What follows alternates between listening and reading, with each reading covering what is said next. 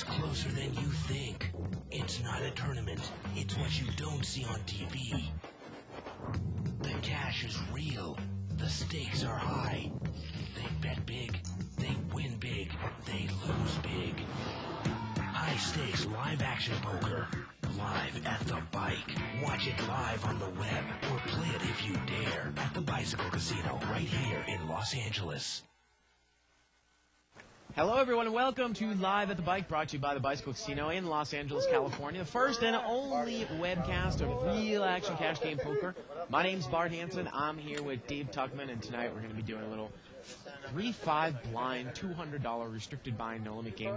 A game that probably a lot of our viewers play when they play.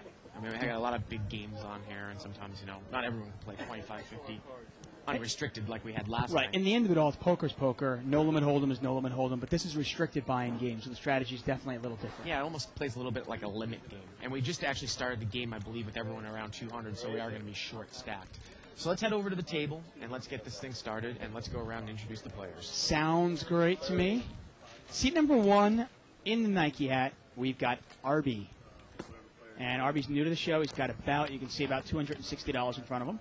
Seat number 2 there, we've got Daniel. Daniel's also new to the game, wearing kind of a white shirt there. Dave is not new to the game. That's Dave in seat number 3. He's one of the Card Sharks guys. Yep. That's cardsharks.com. Seat number 4, also one of the Card Sharks guys, and that's Thomas. They've been kind of like playing every night now. Yeah. Kind of live at the bike junkies now. Seat number 5, we have Jacob. We're going to call him Jake. Okay. And Jake looks like he's got a little over $300 in front of him. Doing okay, actually, almost close to 400. Seat number 6, we have a old face, and he's playing a smaller game than he normally plays. We have Mark, and Mark's wearing the Miami Canes shirt, hat there, and he'll actually play. Sometimes he'll play the 500 game. I remember playing a couple of big pots with Mo probably 5-6 months ago. But we see it here. He really wants to get in that live at the bike game. Seat number 7, the one, the only, Jay Siegel. There he is. Yep, he's a 2+2er. You can follow him there. You can follow him here. Good card player and a good magician in his own right. Seat number 8, we have Abram. And Abram I do not recognize from the table as well. Is he a new player? I don't know. I don't know if he's been on the show before. Well, there you go.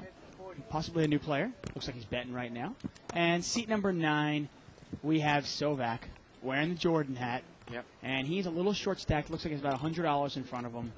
And that's it, folks. Yep. Going to get in the first hand of the night here. Seat number 8. That is... that's Abram. Abram. He's got pocket queens.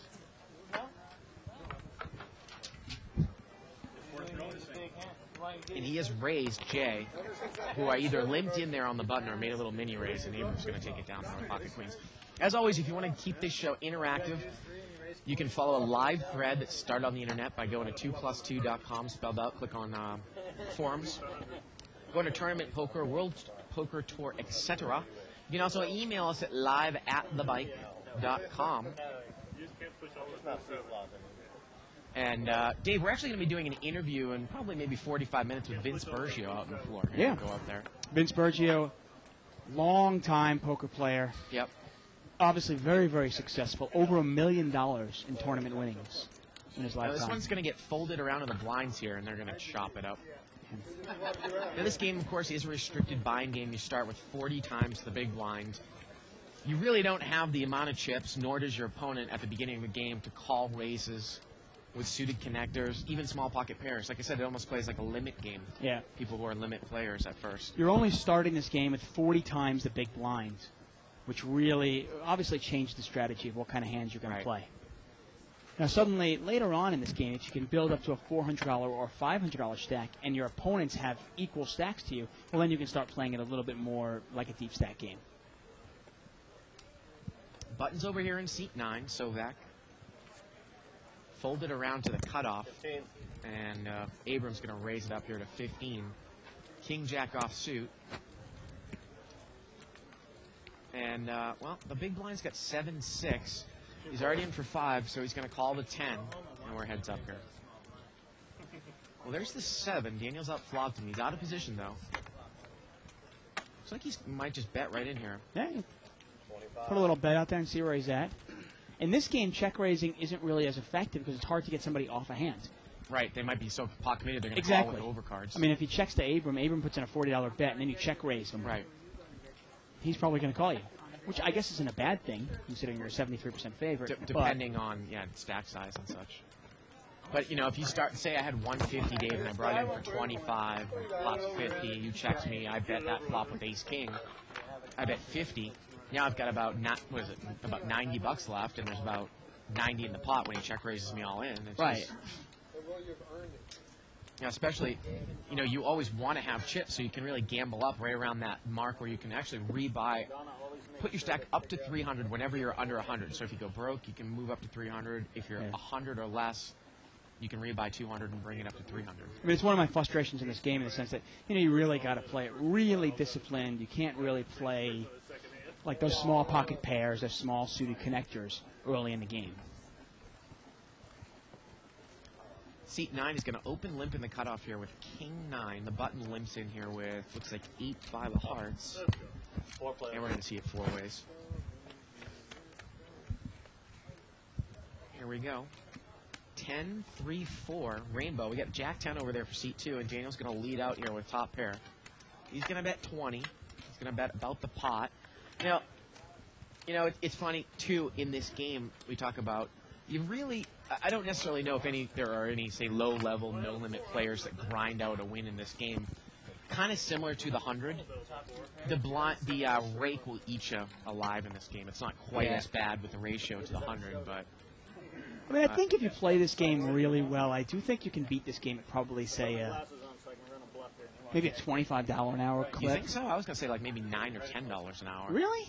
I guess you're right. Once you get deep stacked and you got other people who are deep stacked, they don't have as much experience. I mean, you've got to realize that you can't play in this game. Hit and run is not nearly as valuable. No. In this game, you've got to be saying, okay, maybe I only play 3 times a week or 2 times a week, but when I play, I might play a 16-hour session.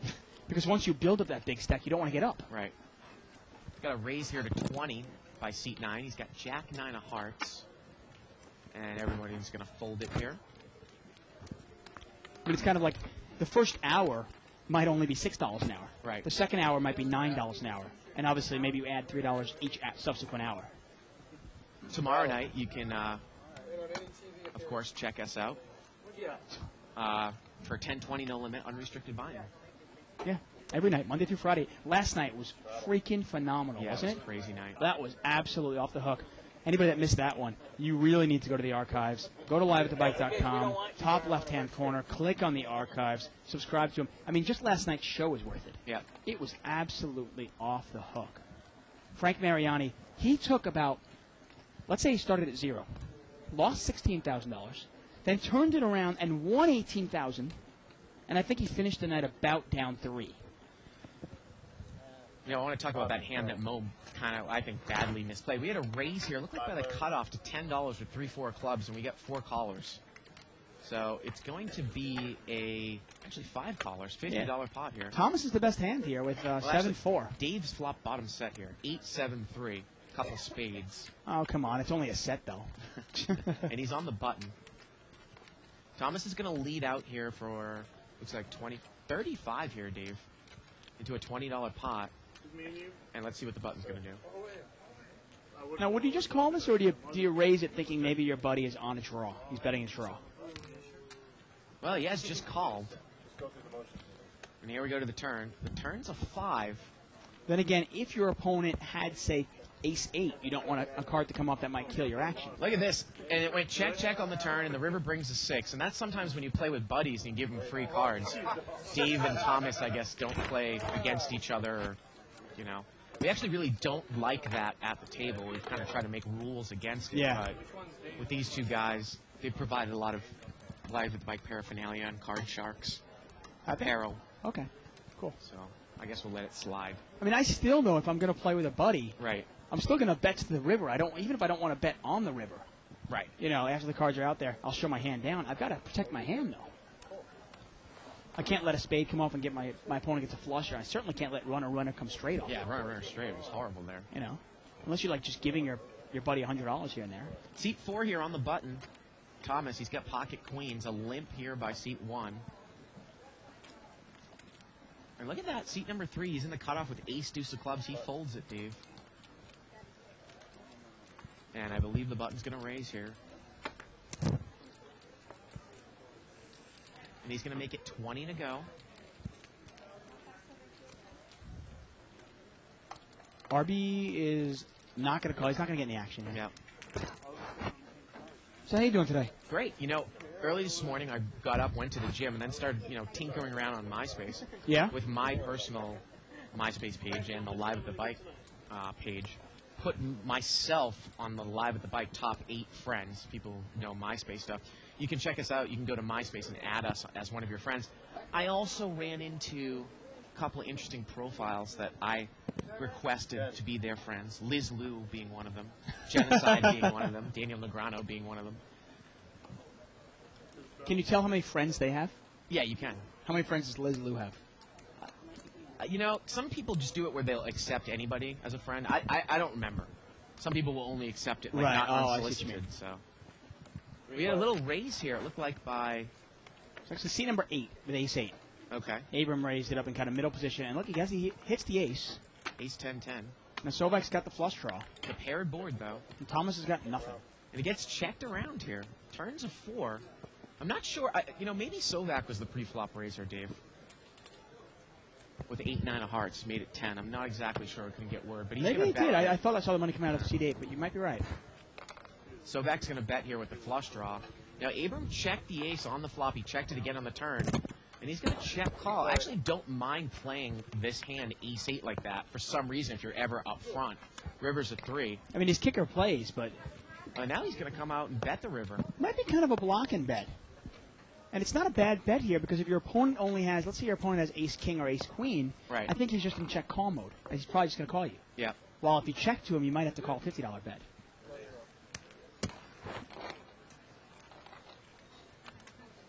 Button's going to move over here to seat number 9. The reason why I found all those profiles is because Full Tilt Poker, I don't know if it's necessarily, it's a little strange sometimes with MySpace. A lot of guys, they'll have a MySpace page, but they'll redirect you to your website. And a profile called Full Tilt Poker requested us to be friends at Live at the Bike. And they had all of those poker players as friends. So it's probably that's cool. something that's run by Full Tilt. Right, something right. like that. Button's going to sense. move over here to seat 6. Assume a poker site like Full Tilt probably wants to have all the links, I guess. Now, it's interesting you were talking about that big hand that Mo had. Oh, yeah, There was one so hand let's last get to night that Yoshi Nakano actually took down a $19,000 hand. Right. I actually talked to Mo about that hand. Yeah, I did too after you left. And I guess we both talked to him. Great. get to that in a second. And he knows, he actually acknowledged that he made a mistake. Button's going to raise here to 25. Now, the way that he described it to me, though, is I don't necessarily know if he gets it, though. 100% from what he said to me. So a $25 raise here by seat 6. Queen 9 is called. Got a $50 pot going heads up. Mark made it with 3-5. And Now, that's the magical flop we always talk about. We don't really like Queen Jack, except in a raised pot, that kind of flop. right. See if Mark makes a continuation bet. And Abram's probably not going to be able to call here with Queen 9. I No, mean, I imagine not. he's got a gut shot to the Jack. He's got nut backdoor clubs, I guess you could say. And it's funny, you see how Mark plays. We've seen him play in the 500 game once in a while, and he's pretty tight and pretty conservative. He doesn't really get out of line. And you see right here, he plays a little bit more out of the box on the button. He's going to raise it 3-5. The funny thing is that, I'm never against a guy doing that, raising No, in late I don't think it's a position bad betting. play at all. But in this game, I actually do think it is bad when the stack sizes are this small. Because once again, you're going to have a guy that's going to call you with an ace, and you're just kind of twiddling your stack down a Right. little bit. Although the players at this game, usually the players at this level, and I don't want to say these guys are necessarily, Yeah. but normally in this level, the guys will call you with an ace out of position, and if they miss, they'll fold. Generally. I mean, I guess if you pick your opponents. Wow, some big hands here. We got ace queen suited for seat 3, pocket jacks for seat 5, pocket 10s for seat 6. And Dave looks like he's going to bring this one in for a little raise with ace queen suited. He's going to make it 25 And Thomas is going to get rid of ace 10. offsuit. And that's a good laydown, especially at this level. Yeah. You don't see players making that laydown, and he lays down ace 10 offsuit. Now, it looks like Jake is going to re-raise, and this probably should save seat 6, who's got pocket 10s. No, did he just call there? I think seat he just 5? called. And Okay. Mark looks like he's going to re-raise. Mark looks like he's got about $75 cut out. So a raise and a call, and now a re-raise by Mark. And he's got the worst hand. Well, not the worst, but Second Sure. best. So he makes Actually, I like Dave's hand better than Mark's hand right now. second. So he's going to If make you it. go up against Jacks anyway. He's going to make it 75. Looks like 65 more, Dave. That's the one thing in this game. It's kind of like once Yeah. you put in 40% of your stack if in there. Dave What has- do you do now? If Dave has like $80 left, he might just move in. I mean, I'm never Well- a fan of committing chips with ace queen, but But there comes a point where you just got to Yeah. gamble at this point. Until you get like $400 or $500. the pot is $140, and it's another 65 to Dave call. throws it away. Now, Jake has got about $350 in front of him. Mark's got a little under 200. Again, it's about $140 pot. And look at Jake. He just folds the jacks. Wow. One more shirt. And he shows the tens. Yep. Give him a shirt. You had him. So I want to get to this Mo thing, Dave, before I forget. Wow. That's some tight play. I mean, ace queen. I mean, would you ever see this laydown in the 25-50 game with players like Allen and Frank Mariani and Mike Corporation Mike? So I want to get to this Mo thing. Yeah. Okay. Now, Mo said that, well, he's like, Bart, what do I Well, let's do? refresh the viewers with what the hand was. Well, the flop came out King 8 7. 7. And a guy who had played it so tight the whole night came out and led. It was 5 ways, and he led for the pot for 250. Right. Mo flopped middle set. There were 2 clubs on board. Mo had 2,000 left at the time. So the pot is 750 now. 750, 250 to call. 250 to call. And Mo just called. That brought Yosh Nakano from behind in with an open-ended straight draw with 9-10. Mariani called with a pair. And the turn card bring a magical card. It gave Yosh the straight. It gave Mariani 2 pair. The guy with King 8 checked from up front on the turn card. Mo moved all in with the set. Yosh raised. Mariani called. And it was just a big pot. We'll get to the rest of this in a second. Pocket fours. Flopped a set here. Yeah, nobody else has got really much of anything. Arby's got the queen of hearts. I don't think he's going to get involved this though. He bets 100 here. And he's betting 100 into about. Now this is actually interesting because I see a lot of mistakes like this from inexperienced players. He is betting 100 into a $33 pot because he is scared of the clubs, of the hearts. I'm sorry, Right. obviously of the clubs. He's scared of it, and he's hit a set, and he's really trying to protect his hand. Right. So I think you're on a draw. In this kind of play here, generally speaking, you're not going to get called unless you're beat. Right. I mean, I guess you could get called by 2 pair, but you've got to realize that you're putting in 100 to risk to win 30. So actually, Anyway, go ahead. So the guy with King 8 led out 250 into a $250 pot. So the pot is now 500. Mo has 2,000 left. And he was like, Bart, what do I do? I mean, I either call or move all in. and I was like, Mo, I mean, why can't you raise there? The pot's 500. That's what I said to Why him, too. can't you make it 700 or 800 to go? And if he had done that, if he had raised it up 400, he would have been have about 1,200 left. It would have been folded around back to John, and John probably would have moved in with King 8, Yeah, top 2 definitely. pair. Instead, Mo called. He let a bunch of people in behind him, and then that magical card came off. And then he when went broke. John checked it on the turn, when a scare card came to the straight, and then Mo moved all in, and he was called by a hand that beat him. Right. Yosh. And then it turns out Frank Mariani called as well, actually moved all in Right. with 2 pair. Right. Now, it's interesting. I actually was talking to Mo about this, and you were just jumped into game. Right. And Yosh was at the table, and so was John, and Frank Mariani had already left. But we asked Yosh, because he said, no, if I make it 500 more, Yosh is going to call. And I asked Yosh, and Yosh goes, honestly, probably no. I probably not. It's a 2 flush on the board. I'm not going to call 750 for a straight draw.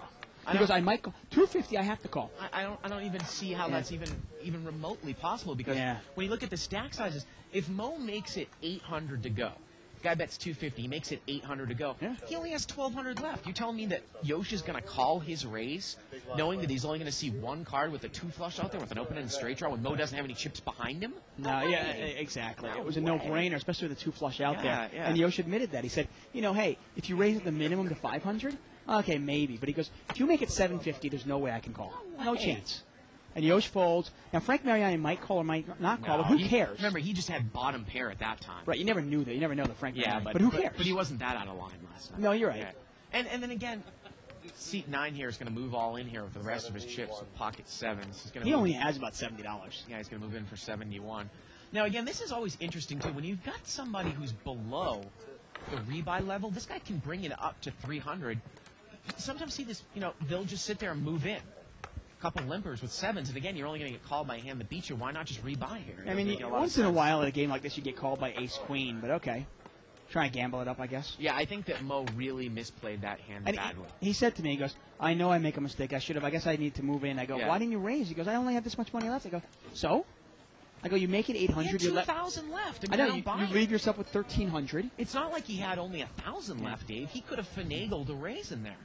And the interesting thing was, it goes around to John. And John would have moved him in, I'm sure. Well, I asked John, and he goes, I'm a pretty tight player. Yeah. I would have had to, really evaluate it because I hate to go broke in an unraised pot. Yeah, but I would have had to put him on pocket sevens. And John said that, and he goes, but I probably would have called the top two pair. You know what, though? Evaluate, schmaluate. Even if Mo is not going to, I don't think the move is there to move in, but if he raises, John's going to see that Mo only has 1,200 left. The pot is now 1,400. I'm going to move in with top two. Probably. It's a short stack move. Are you kidding me? Yeah, probably. We got a raise here by seat 2 with 7 deuces diamonds.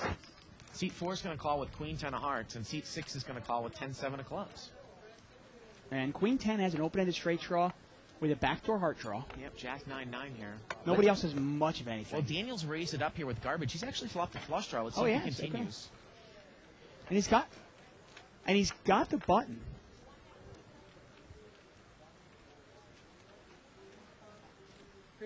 And he's going to put out pretty much a pot-sized bet. Yep. Really putting them to the test. And I don't think, and Thomas is going to call here. And the interesting thing, for Thomas, he can catch a queen or a 10, or he can catch nothing, but he doesn't know that. And it's about even money here. Wow, he made the call. Turns a 5. I mean, if the 8 of diamonds were to come, it's no good.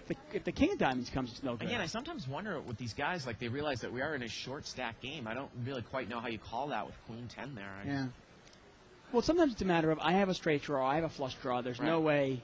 And he's going to take the card. He's going to see if he can hit a diamond. And the river's a queen. And Thomas is backed into the best hand here. Yeah. He's going to move it in.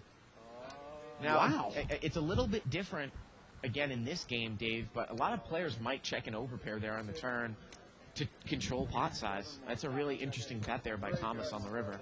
Yeah, very creative. I mean, if you bet that, what are you going to get called by? I mean, sometimes when you're betting the river, I mean, I always harp that there is value to betting the river, but sometimes you've got to realize if you're betting the river, well, and you can't get called by a worse hand, and you can't get a better hand out, what is the point of betting? And in that case, why are you betting that much?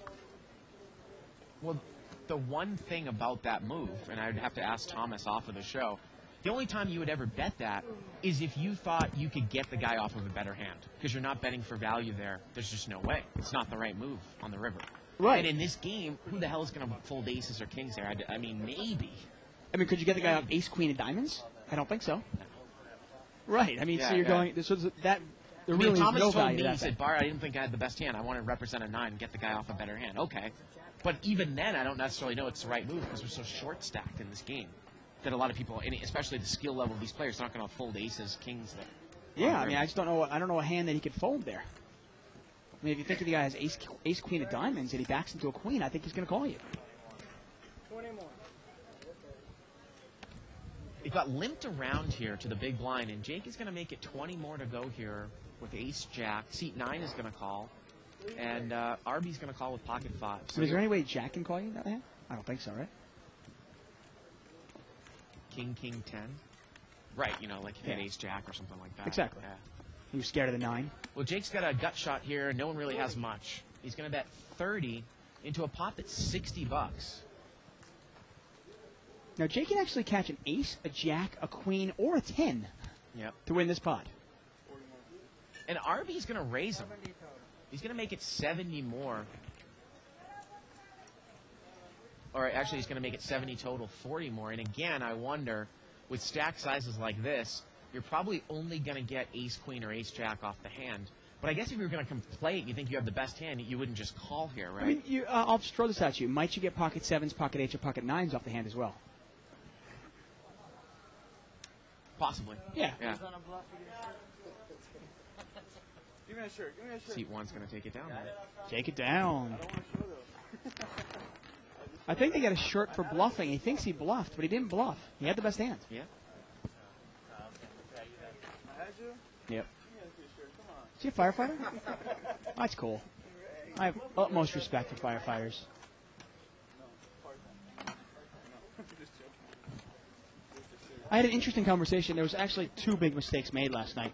The big mistake, obviously, by Mo, which cost him $10,000 and netted Yoshi Nakano $19K.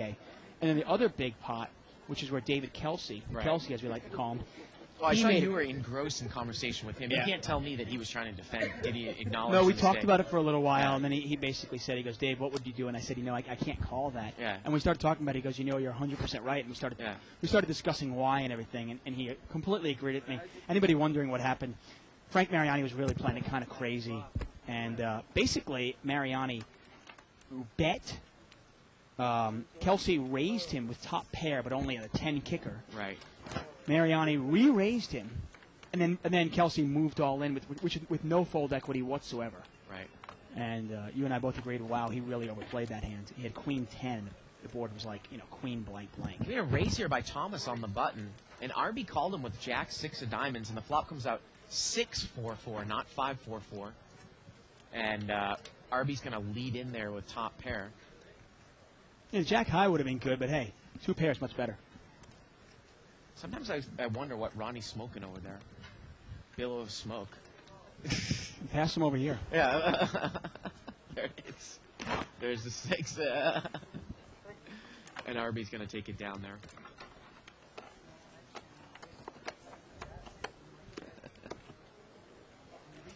Yeah, so going on with that hand. I was just saying, in that case, Kelsey, he actually committed all his chips. The board was like queen 9 blank, 2 clubs. And Kelsey had a pair of queens with a 10 kicker, no redraw whatsoever. And a player like Mariani bets and then re-raises you a lot of money. And it turns out that he actually had, even though Kelsey was ahead at the moment, I think Mariani was open-ended with a flush draw and actually was a favorite on the flop. We had a little raise here by seat 8 with ace 10 off suit, and seat number 9 is going to move in on the short stack. He's got queen 9 of diamonds here, Dave. And again, let's see how much more it is. Ace 10 might just call here. I mean, at this point, he's probably getting maybe 2.5 to 1 on his money. And he's going to call. Yeah. But this is why, again, I never really quite understand the short stack play in a game that you can rebuy like this. Unless you can't rebuy. Right. I mean, unless you just don't have the money with you and you're just going for it. Well, would you go for it with queen 9 here when there's no fold equity against an early position raiser? Probably not. Three-way action here. There's an ace. Ace 4-7, rainbow. Yeah, Sovak's in bad shape here. Needs running diamonds. Yeah. Turn cards is 7, He's drawing dead. and the river's a 6. There you go. And this is the thing. He's gonna rebuy. He asked for chips. Why not just do that before that hand? Right. And have a lot of money in front of you. Yeah, I never quite, Doesn't make any sense to me as well. never quite understand that. Anyway, long story short, go check out the archives. Last night's show was unbelievable.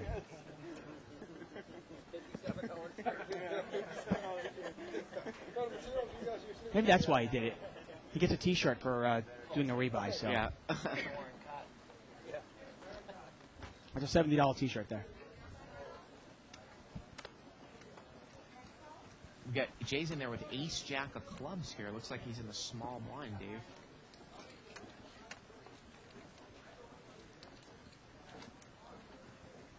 And not much else out there. Got an ace 10 in Sovak's seat. He just rebought. Ace 10 off suit. Yeah. Got a jack 8 of diamonds in seat number 3. Really not much of anything out there. And this is limped around. Flop is king 4-4. Nobody has a 4. Nobody has a king. Ace jack is still the best hand. And they all check. Turns a 6. And now Abrams got the best hand with a 6. He's got 6s and 4s with a king kicker. Obviously, you play your best 5 cards in Hold'em. So his 7 no longer plays. But seat number 5, Jake is putting out a little feeler bet. He's got a flush draw, and he's going to take this down. Yeah, he Nice takes it bet down by there with the Jake. flush draw. Button's going to move over here to seat 7. So I'm checking this out. How many friends does Liz Lou have? I think Liz... Oh, she's got 376 friends. How many friends do you have? I don't know, like 80 or 90 or something. But again, some people will always accept friends' invitations. Do you accept everybody? I have been recently. Everyone associated with Live at the Bike. You can see Liz Lou's got John Fan as her #1 friend. Genocide. Button's going to move it over here to seat number 7. Live at the Bike accepts people only who have poker in their profile somewhere. That's it? Nothing else? We have other interests, don't we? I've been accepting pretty women, but I don't know. Our producer might have to change the password on the account now. We got a raise here by Mark with 7-8 of diamonds. Yeah, Abram just calls with the 9s. Yeah. Not a good flop for 9s, huh? And RB's got top pair, and he's going to bet it. Yeah, he bets out with King Queen, and Mark is going to call with the flush draw here. Abram's out of there with 9s. And we're heads up here, Dave. Top pair against the flush draw, and there's the flush. There's not a whole lot that RB can beat. He's going to throw a little bet out here. No, I mean, there's really nothing you can beat here. Yeah.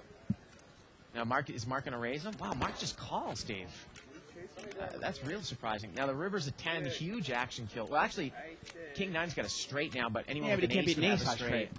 And again, you know, kind of give off a free card if you're Mark, if someone is rolling on a higher diamond as well, right? Yeah, I mean, you can't beat anything. All you can beat is a pure bluff here. You've got to realize that. You've got to realize that your opponent is only betting either a diamonds or an ace. Right. Because if he had something else, he would check it down. Two if he pair, had 2 pair, he three would of a check. kind If he had a here. set, yeah, exactly. Wow, he's going to call. I don't know if RB thought that one through. Yeah. What do you think about Mark not raising the turn there, though? Yeah, I mean, well, I mean, because normally... You want a little pot builder Well, there. yeah, you'd want a pot builder. Now, normally someone like with King 9 there isn't going to call your raise, but you might get someone with Ace King to call. You might get somebody with 2 pair to call. You never know. I mean, this guy has King Jack. You put a little bump in raise there, he might come over the top. You never know in this game. But that in that case there, you've got to think it through and go, okay, the flop was King, Queen, blank with 2 diamonds. I bet he called me. What did he call me with? Right. Did he call me with Jack 10? Or did he call me with diamonds? Or did he call me with a king or a queen? And you got to start thinking of the hands that he might have had. Because if he's got 2 pair, he's not betting the river. No Right. way. Button's going to move over here to seat 8. 25. You can actually go to myspace.com/liveatthebike if you're trying to find the our profiles. And I'm a Live the Bike friend. And you can go to myspace/livetheBikeBart. I don't have a Yes, me. MySpace. I don't, you know what, I kind of, I'm a little insecure, you know. I'm lacking confidence. And I'm kind of scared that if I make a MySpace thing, I won't have any friends. Dave is raised here from early position with Queen 8 of clubs. And the flop comes out 10-10-9, and Novak is flop bottom full here. Yeah.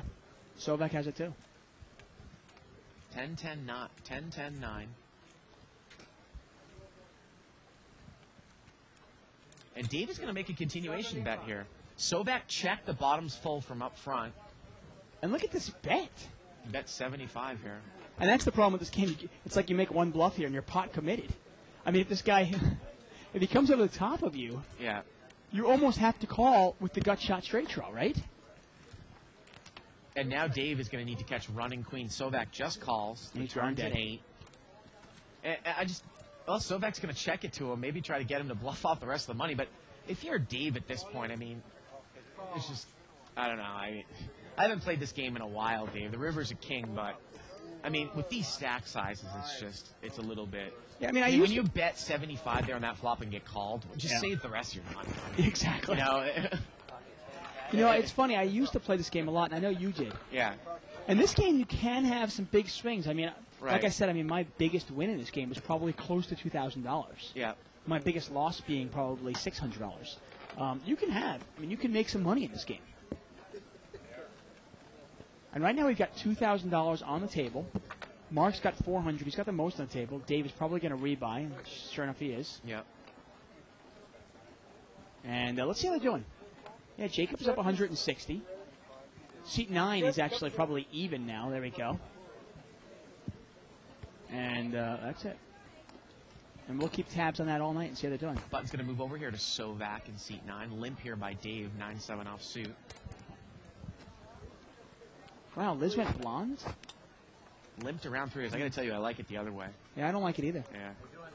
Jack, It looks fake. Yeah, Jack deuce here. Now she just looks like every other cheesy girl in California. Turns a 6. Daniel's got a pair of 6s now. And he's going to bet $10 here. He's got, oh wow, he's going to get called. Gets called by seat 2. No, Daniel's Or got excuse me, 9-6. By Mark, and is Mark going to represent? Yeah, Mark's going to bet the river here was an ace.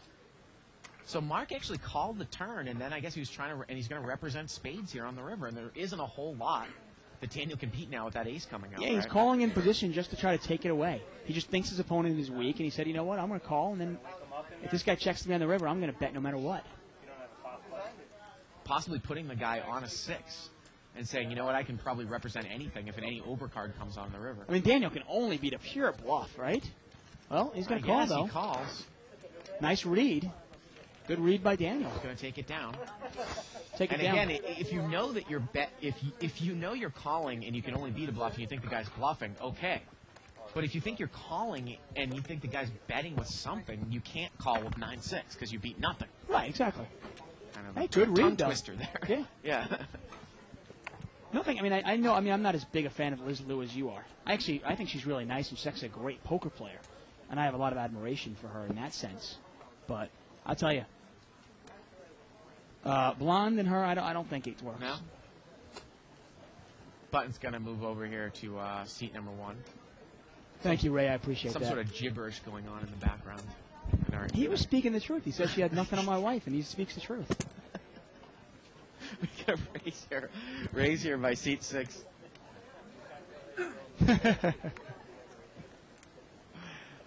Raise here by seat 5, and we're going to get several callers.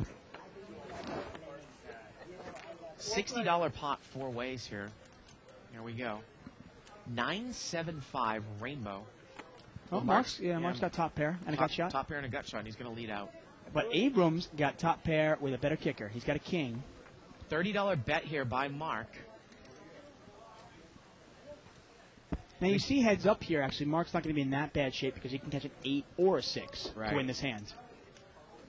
Now, seat 8 just calls. And this is why sometimes a hand like this kind of reminds me of how this game can play like limit, because you might actually mini raise there with king 9. The turn is an ace. Yeah. What are you going to do, move all in?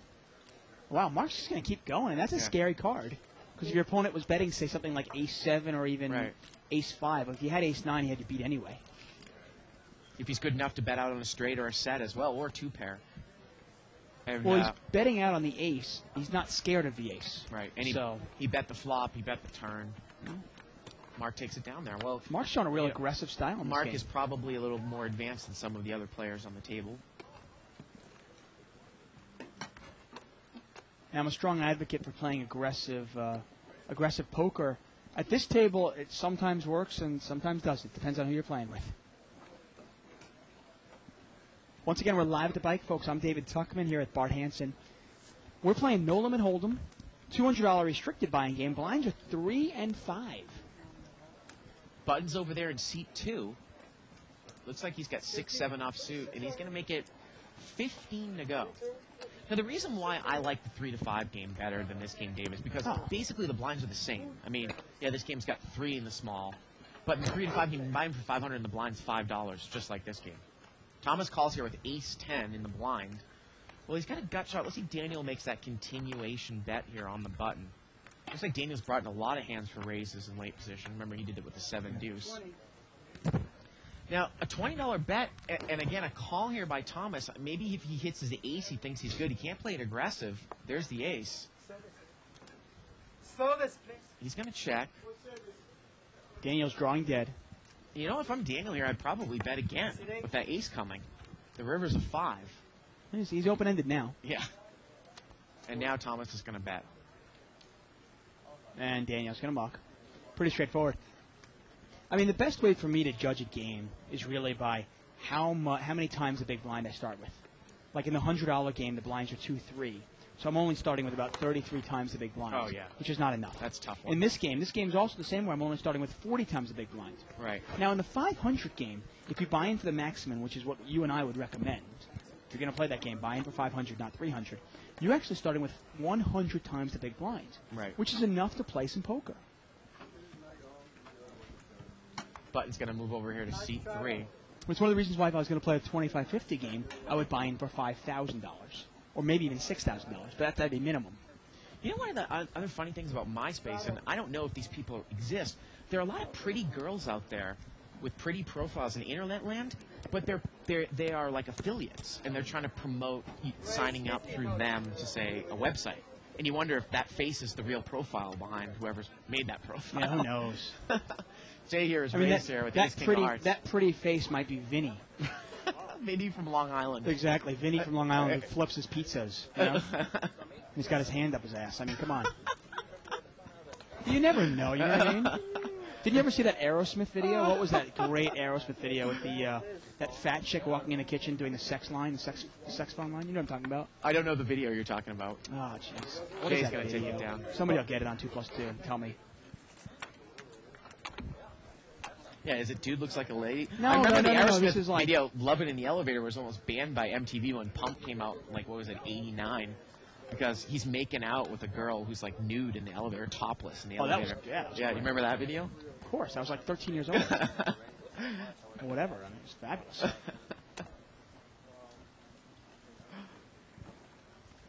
Buttons over here in seat 4. Boston Boys, Aerosmith. Limp here by seat number 9. 8-6 suited. Now, would you ever, even if you're not deep, would you limp with a suited connector in this game either? I think limping's okay. Yeah. Because if you're limping, you know, like I'm limping in for only $5, I could still win 40 times. Especially if it's really passive and you don't expect a pre-flop raise. And if I hit 2 pair, if I hit trips, or if I hit a straight or something like that, I might win $200. It's the only way to win a lot of money in this game. Mark is flopped top and bottom here. Queen, Jack 3, and he's going to bet right out. He shows it. I'm just not going to call. I'm not going to call raises. You know, in the bigger games, if I'm deep and you're deep or somebody else is deep, I might call raises with 8-6 suited. Right. I'm never going to call a raise in this game with only $200 with 8-6 suited. But actually, in this game, I want to see a lot of flops in late position with, you know, any cards that really are connected. Especially if, you know, you think that players are in there, they're inexperienced, where they're going to, say, commit all their money with 2 pair on, like, a straight or a flush board. I mean, that's a mistake we see at the higher levels. Look what Frank Mariani did yesterday. He called an all-in and a raise by Yosh with 2 pair. I've seen players at this level actually commit all their chips. It's the reason why I like to play a lot of hands in late position. They'll commit all their chips in an unraised pot with just top pair. Right. You know, the board comes out Jack 9-4. They've got King Jack, and they're up. I'll lose it all here. Daniel's raised here with Ace King suited. He's going to take it down. You know, and that's why you limp in. You limp in with Jack 9. You know, something like that. You know, you hit 2 pair. One of the things really I saw win. this afternoon, I saw a guy who was to my left in the 5-10 game. He played it so tight, Dave. So tight the entire day. And he ended up blowing off most of his chips, building a gigantic pot out of position in an unraised pot with top pair with a queen kicker, queen 10. He check raised somebody on the flop. He got called, and he continued to bet. Why do you have no problems with your microphone? With your mic? You got some crink problems over there? I do. Mine's like all crinkled up and everything. It's driving me insane. Limp here. Well, that's the nature of no limit. We saw it last night. You can play good poker for 3 hours, make one mistake, and it kills you. 15 more here from Abram out of the blind. Seat 4 is called out of turn. I mean, it's the reason why those tournaments, actually, those 6 or 7 day long tournaments. Oh, yeah. I mean, if you make it to the final table, it's a testament to your focus and your perseverance that you did not make a big mistake sometime in that 6-day span. 4-way action here. $60 pot. King Queen raised it out of the blind, and he's hit top pair. He's probably going to lead here. Now, this is a raised pot, but if there's unraised, oftentimes you'll see a player like that go broke. With King Queen here. Yeah. Oh, if somebody's got a set here, going broke. No way he's going away from it. And you can't really blame him because he's not deep enough. Or how about if the flop came out like King 8-9 with 2 hearts, and he's got like a black King Queen? Still he's got top pair. Yeah. And sometimes it's hard to get away from that because you just don't have that much money. Right.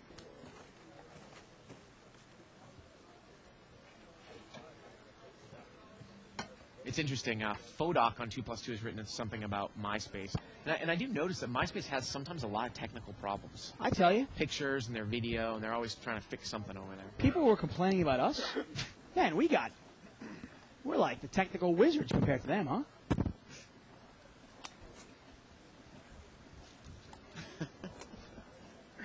I think I changed the title on my profile to Asian Nipples, too, Dave. Did you On really? MySpace. And you're so proud of it, too, aren't you? No, and then I had this girl, she sent me a message this morning that just said Asian Nipples. I was like, oh, she's got to be, a fan of the show. And then I forgot that I actually changed my title to Asian Nipples. Ace Jack here is raised from seat 6. It's going to make it 21 to go, call. And seat 2 is going to call with 8-9 suited. And seat 5's in there with 7-9 of spades. Well, all three of these guys are deep here. Well, Queen, Jack, Deuce. Mark has flopped the best hand. He's got second pair with the best kicker. And it's about a $60 pot. Couple diamonds out there. And he's going to bet 37. Again, it's Queen, Jack, Deuce with a couple diamonds.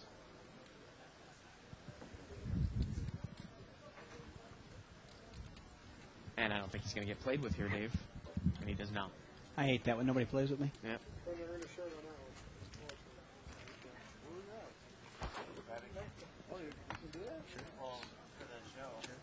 Button's going to move over here to seat 8.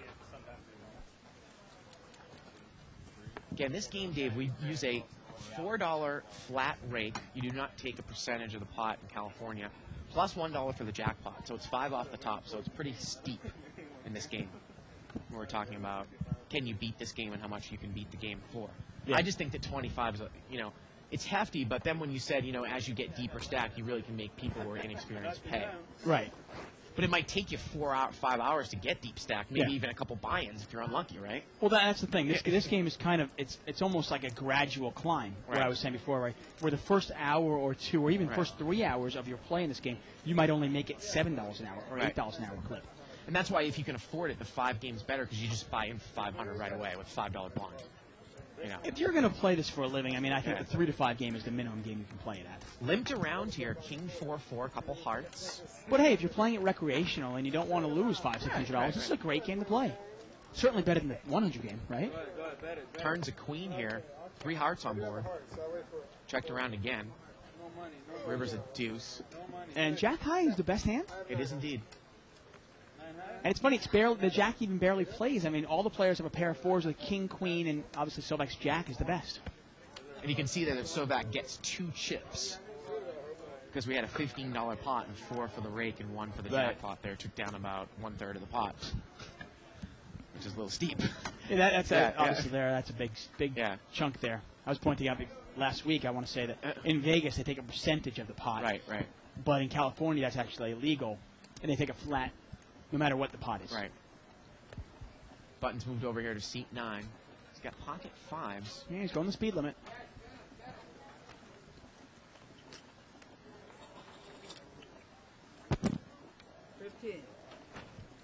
Got a $15 bet here by seat 8.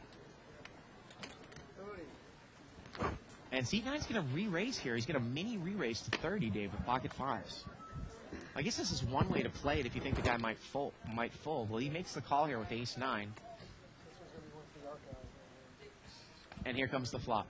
King, 9, Jack. Not a great flop for ace 9. Not a great flop for pocket 5s. But remember, pocket 5's mini re-raised. I mean, he's not going to lead through. I mean, if you're going to mini raise there, look at this trip 9s on the turn. If you're going to mini raise the flop. And now ace 9 checks it again, and now Sovak's going to bet. And that's the thing in this game, and you've got to realize that. We're not going to hammer the players here. Right. A lot of these players are recreational players, but you've got to realize that play just doesn't make any sense. What would you check there? I mean, I guess if you actually had a top set of kings or a set of jacks. And is that what Abrams scared of? Is he in check call mode here? Because he just called the turn. The river's a deuce. So, yeah, he's going to check. Maybe he is scared of kings full possible. Well, I mean, that's the way Sovak's playing it, isn't it? Right. Sovak, remember, he re-raised him, then the flop comes out, and he checks it. Right. If somebody played that with you, you'd be like, wait a second, what, you got kings full or something, buddy? Right. Or you've got top set of kings there. Yeah, exactly. Right. I mean, you and I would never check top set of kings there. Probably not. A lot of players like to slow play a little bit, let their opponent catch up. And it's one of the reasons why, Abram actually played it kind of soft. I mean, and I don't mind the way Abram played it. Because you have to realize that this guy either had probably a set of jacks or a set of kings or nothing at Right. all. Well, that's why, I said that's why it was interesting when he check called the turn. I'm wondering if, he's playing it conservatively. Sometimes we'll see guys check call the turn and then bet on the river with ace-9, which doesn't make a lot of sense if you're playing it that way. Right. Because you are playing that hand defensively, right? Yeah. And if he's got nothing, why not check to induce the bluff again, right? Yeah, you'd probably think that. Yeah, I don't mind the way Abram played that hand at all. Limped around here 3 ways. $15 pot.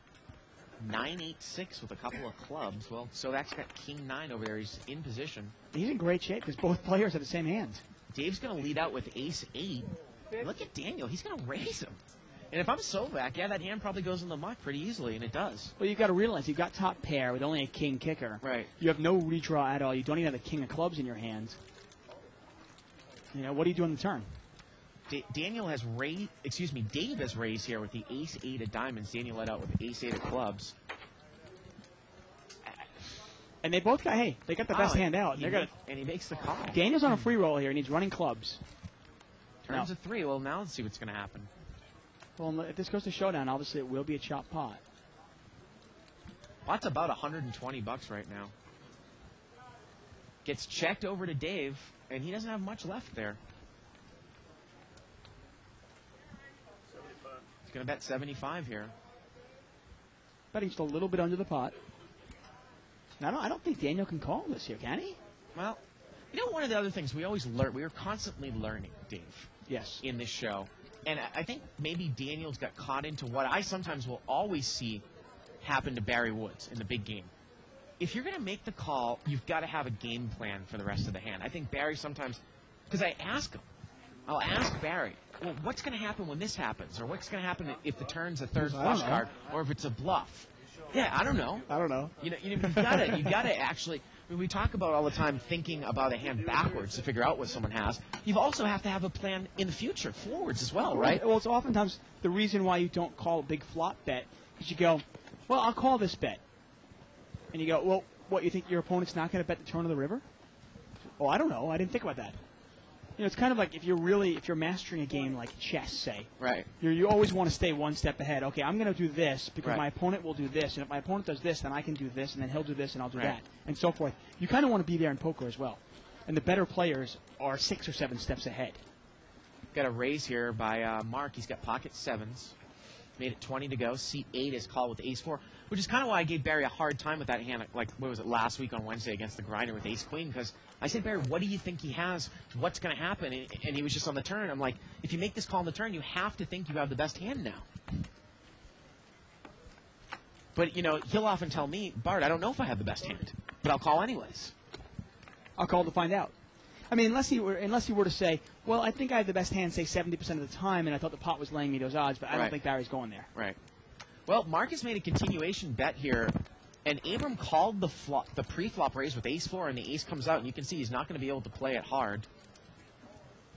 And Marcus is just going to shut down now. And Abram looks like he's going to bet anyway, doesn't he? He's thinking about it. And I think you should bet this. I really do. I think you bet this, and then you take a free showdown. Again, kind of another way that you talk about controlling pot size. You're not normally worried about controlling pot size in this game, but oftentimes people will say, check the turn. But again, there's many edges to that sword, because if your hand isn't good enough to catch a bluff on the river, it might not be a great play to check the turn, and you also might be able to bet weak on the turn and take a free showdown. Yeah, and it looks like Mark might check raise him. And if you get check raise, you can probably throw it away. No, but he's got rid of it. The reason I like betting there also is if your opponent has, say, king-queen, you don't want to let some garbage jack come off to beat you. If he has pocket 7s, you don't want a 7 to come off to beat you. If he had hearts, you don't want a heart to come off to beat you. You got to charge him for that. And hey, if your hand improves, if you catch a 4 on the river, hey, you can bet it for value on the river also. If it comes off a blank, you can check behind. Now that is a hand that normally, because we don't normally do a game this low, usually players in the 3 to 5 game and higher are good enough to know, although I know some people that still call raises with the ace rag, that if you're, you don't want to play ace rag to a raise, and if you're playing it, it's for other reasons than hitting your ace. I mean, my question there is, if Mark had ace king or ace queen, was seat 8 going to pay him off the whole way? Who knows? He might have. Again, you don't normally see that up at the 3 to 5. Not that much over dominance. You do sometimes see people calling raises with dominated hands. Hey, huge game last night. We saw Yosh actually call with ace 5 against Kelsey's ace 10. Yeah. Neither player had a big ace, but Yosh's ace was awful. And he paid him off. Sovak is going to make a re-raise here with ace jack, and he is going to take it down. We had an email here from Brian Paneth from New York. He asked us a kind of a hand question, 1530 limit hold'em. And again, if you email us these questions, you might find yourself on the Inside Straight, which is one of the new features at livethebike.com if you're an archive subscriber. We obviously can't go through an email that's a strategy question. You feel free to PM David and I on 2+2. I know my name is Bart Hansen and yours is Friar Tuck on 2+2. You want to get to us that way through a strategy question. But if your question's good enough, we definitely will answer it. The Inside Straight is kind of like a poker roundtable where Bart and I will talk to some of the local professionals. Right. And we'll throw your question out there, and we're all kind of like, we'll banter back and forth about it. And you can only get access to that through the archives. Limped around here. It looks like Jake is going to pop it up out of the blind. He's got pocket 9s. He's going to make it 30 to go. He thinks he's got the best hand. I don't mind that play. I mean, there's two ways to play 9s. You can slow play him, but in this game, it's pretty passive. Why not put some money in the pot? It's funny. When I get here sometimes during the afternoon, say 1, 2, and if there isn't a tournament going, say the 5-10 game isn't going, that's the game I want to play. Right. And the 3 to 5 is full. And sometimes I hop in this game and I'll forget that I'm inherently short stacked, and I might start making raises or calling raises when I realize you shouldn't. Right. I mean, do you play this game, or are you playing more the 20-40 limit game or the 30-60 limit game? When you're waiting. Oh, it's usually not a long wait. I'm just saying if I ever happen to hop into a game like this. I know you were saying that the 500 game usually starts right around 2:30 every day. Earlier, usually when it's busy. Probably earlier, like tomorrow on a Friday. I'll start earlier. Obviously. And during tournament times, I don't think it ever dies. If I just want to chill out and play limit poker, Dave, while I'm waiting for no limit, if there's a seat open in high-low, instead high-low, I would rather just do that. Right. Because, limit hold'em can be pretty intense at the 20, 40, 30, 60 level. I mean, you find yourself 2 rounds and lose about $1,000. Oh, yeah. Yeah. You ever jump in that 10-20 mix game? Well, that game hasn't been going that much. Oh, it hasn't? No, it's too bad. Marcus raised here with ace-jack out of the blind, and Dave's called him with jack-9. 8-2-3 with a couple clubs. Not a real good flop for jack-9. Mark makes a continuation bet here, and he's going to take it down. Good bet by him. I mean, I actually hopped in a 20-40 limit game 5-handed today. I stayed for 15 minutes for 3 rounds, and I won about $450. But you can easily lose that and more in the same 3 rounds, doing nothing wrong. Oh, yeah. Which is why I like no limit better, because I feel that not only is the variance lower, Dave, but usually if you do everything right in no limit hold'em, you're either going to lose the minimum or win the maximum. In limit hold'em, it's just all over the place. I can't agree with you more. I mean, I think the players are a little bit weaker in no limit. I found that I'm risking the same amount of money that I was risking in limit hold'em. Right. But my upside is 6 or 7-fold. Oh, yeah. Over limit hold'em. Yeah. And I still like limit hold'em. It's just I'm looking to make more money, obviously.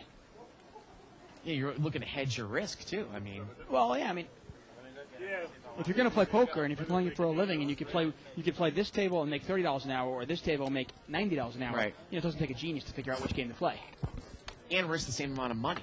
Remember, too. We're not talking about smaller games because the 20, 40, 30, 60 limit game isn't any smaller than 5, 10 no limit.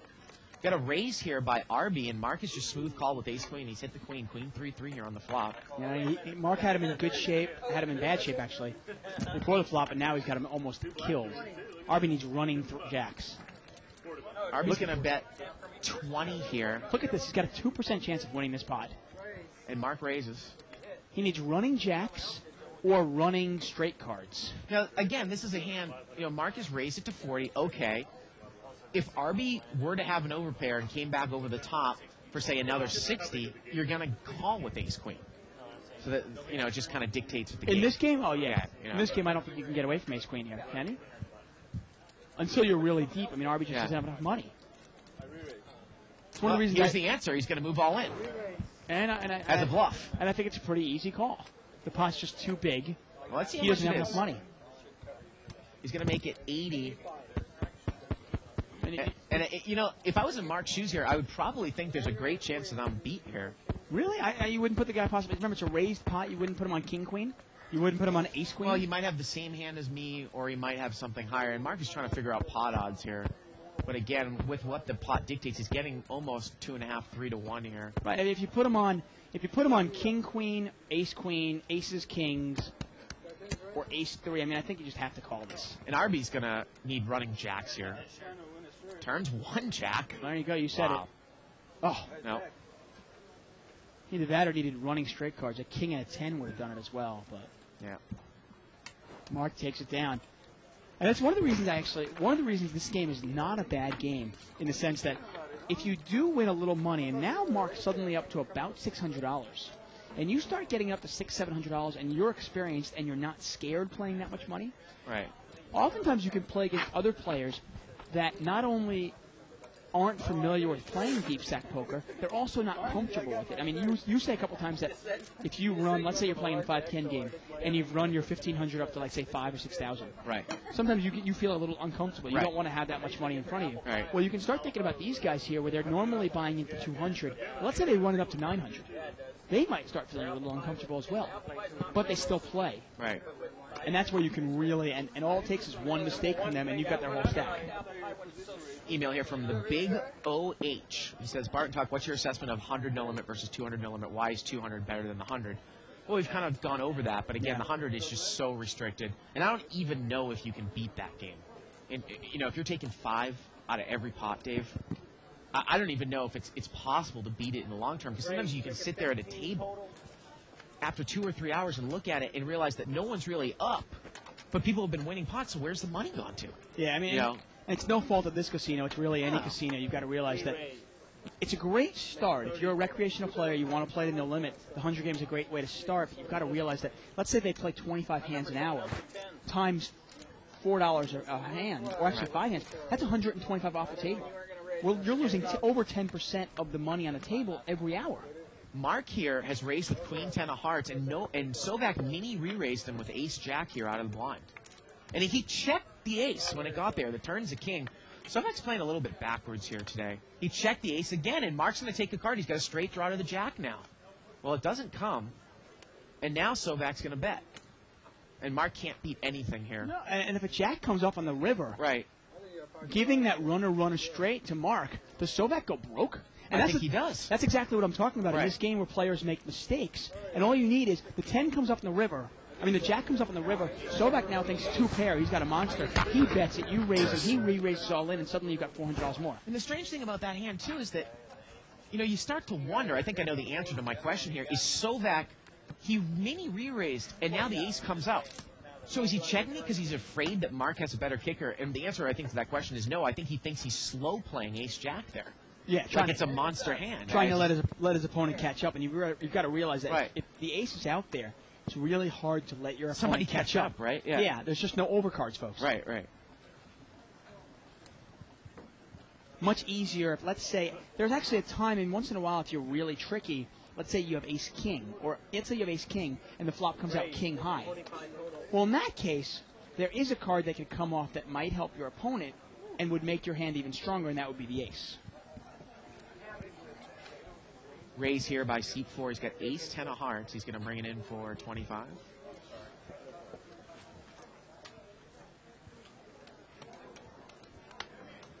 And he's not going to see a flop. See, the 100 game, sir, I was going to say this.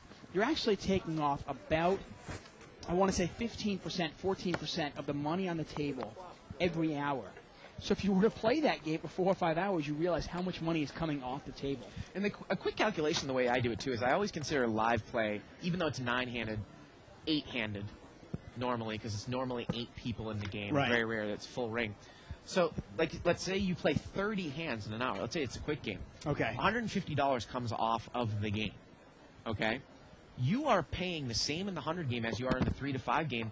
You divide 150 by 8 players. You're paying a little under $20 an hour in rake. This is what you need to beat the game at. So obviously you can see how much easier it is to beat the rake in the 3 to 5 game than it is in the 100 game, because it's the same rake. Of course. Well, you think about it, you're paying 20% of your buy-in in the rake. 20% per hour. Yeah. In rake. I mean, that is almost impossible to beat. It really, Five-way really action is. here, limped around. Ace 3-5 with a couple clubs. A couple of players have gut shots. Nobody has an ace. Nobody has a 5. One player has a 3. Turns a 9 of spades here. I'm getting word, Dave, that you're probably going to head out and interview Vince Bergio in a second here. I'm very excited. Thomas is going to come out and bet. He's going to bet 20. He's going to get a call by Sovak with a 9, with 9-4. And here we go to the river. The river's a 7. Thomas is good here with ace-7. And now he's made 2 pair. He's going to bet 25 here. Now Sovak called him with a 9. Is Sovak going to call him here? Guess the answer is yes. Makes the call. And there it is.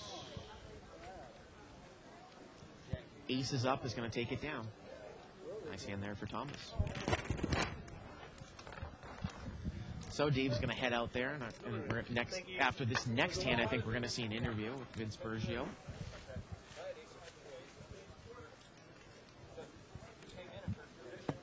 Button's going to move over here to seat 1. We're here live at the bike. We're playing 3-5, $200 no limit hold'em, restricted buy-in. It's Thursday. Tomorrow's Friday. We're going to be doing 10-20 unrestricted $1,000 minimum game. You can watch this show on a replay, as always, an hour after the show ends, all the way up to 5 p.m. Pacific time. You can also watch the entire week's show on Sunday. Seat 5's going to raise here. He's going to make it 20. That's all right, I drove. We'll check it down. I got to step. Check it down and it catches up. So a little raise here by seat 5, and seat 9 is called with King Queen suited. So we're heads up. It's about a $40 pot. Remember, Jake brought this one in with King Jack, and Novak's got a flush draw with overcards here. 5 deuce deuce. Hey, 2 red deuces, baby. What a prick, huh? Hey, give me some money. $10. Let's see if Jake makes. No, it goes check check here. Got it. One more. Turns a heart, and Sovak's got a flush now. Sorry, 5's in the pot. And now Jake's going to bet. Jake did not make the continuation bet on the flop. Now he bets, and Sovak, not surprisingly, is just going to call here. From what I've seen tonight, I'm really not surprised that he's not raising with the flush. And now the river's a 4, and it's a double pair board. It gets checked over to Sovak. And Sovak's going to bet, and I actually don't mind this bet here. You might get called by an ace. You don't necessarily put the guy on a 4 or a deuce here. He raised pre-flop. The flush is probably good. And he's going to take it down. And we're going to head over to Dave right now with Vince Bergio. Take it away, Dave. Or the Bicycle Casino with Vince Bergio. I'm David Tuckman. How you doing, Vince? I'm doing great. How are you? How are you? I am absolutely fabulous. Now, I'm really excited. I am here. We've been doing interviews with a lot of the new guys. You know, the Grinder and Kenny James, and I am with, as far what I consider one of the founding fathers of our poker world. That's me? Hey, you're one of the greats. Well, I've been around a long time. There's no question about that, and I appreciate the kind words. How long have you been playing poker? Well, I've been playing just about my whole life. I was 7, 8 years old, and at family gatherings we would play poker. And, I learned how to play poker, and then I went into service at age 17, which, if you bought my book and read it, you will find that out. Okay. My book? You're asking about I'm asking about your book. What is your book? Now that you mention it, the name of my book is Pizza, Pasta, and Poker.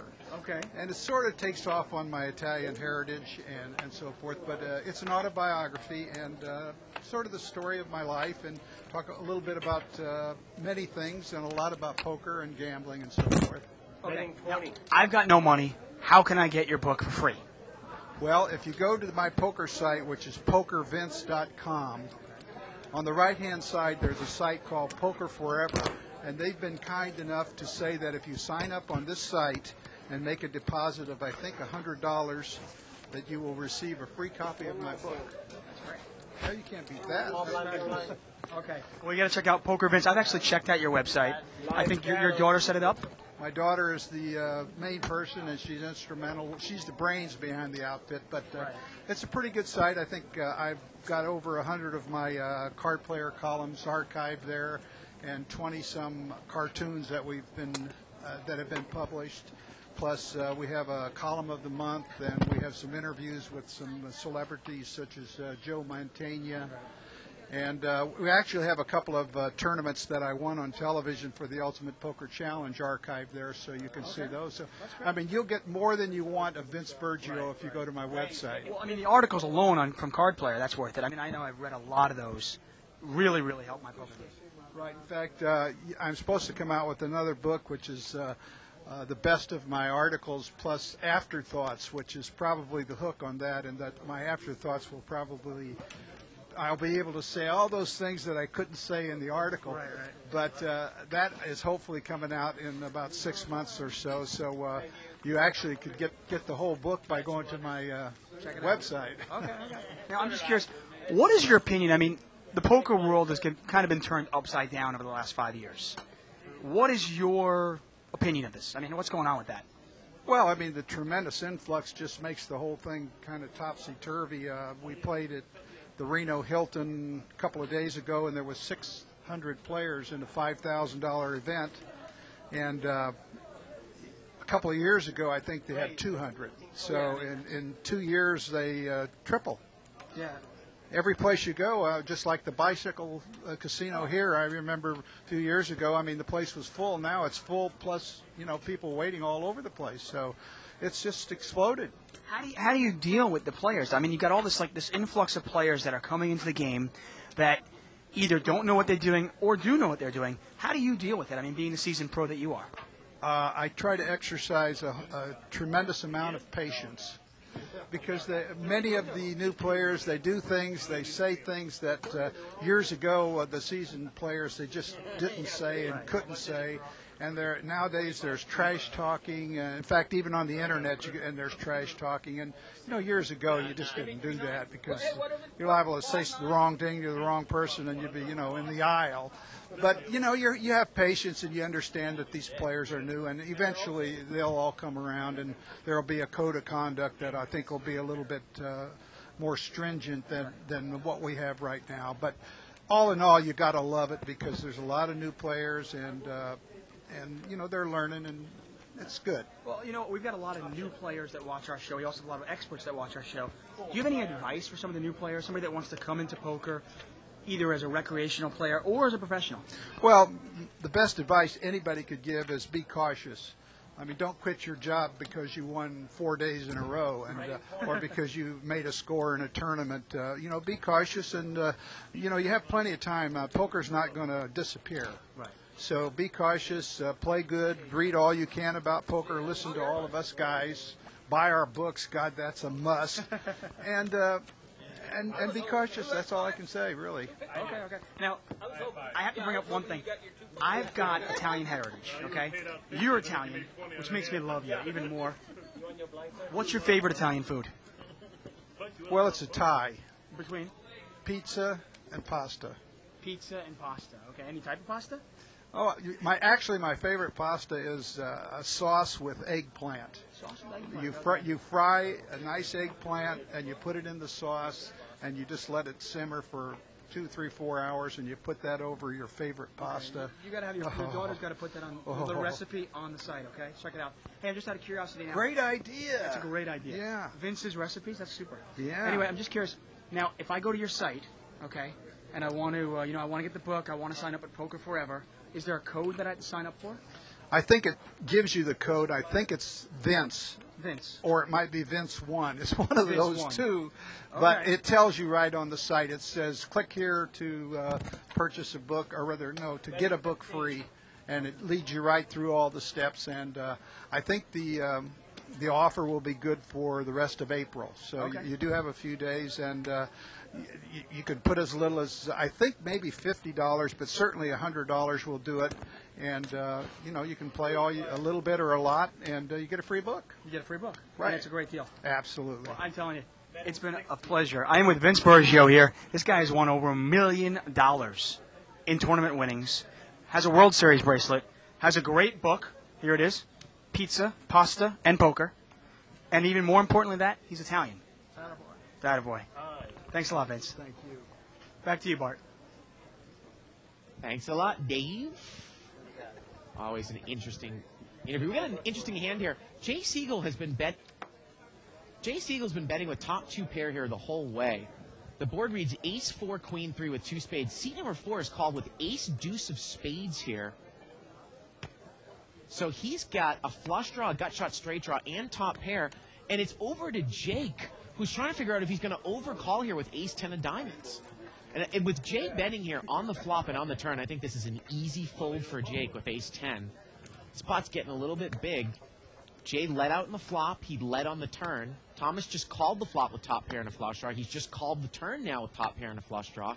And it's a good lay down there by Jake. Now, Jay is going to need to dodge some cards here. He can't see a 5. He can't see a spade.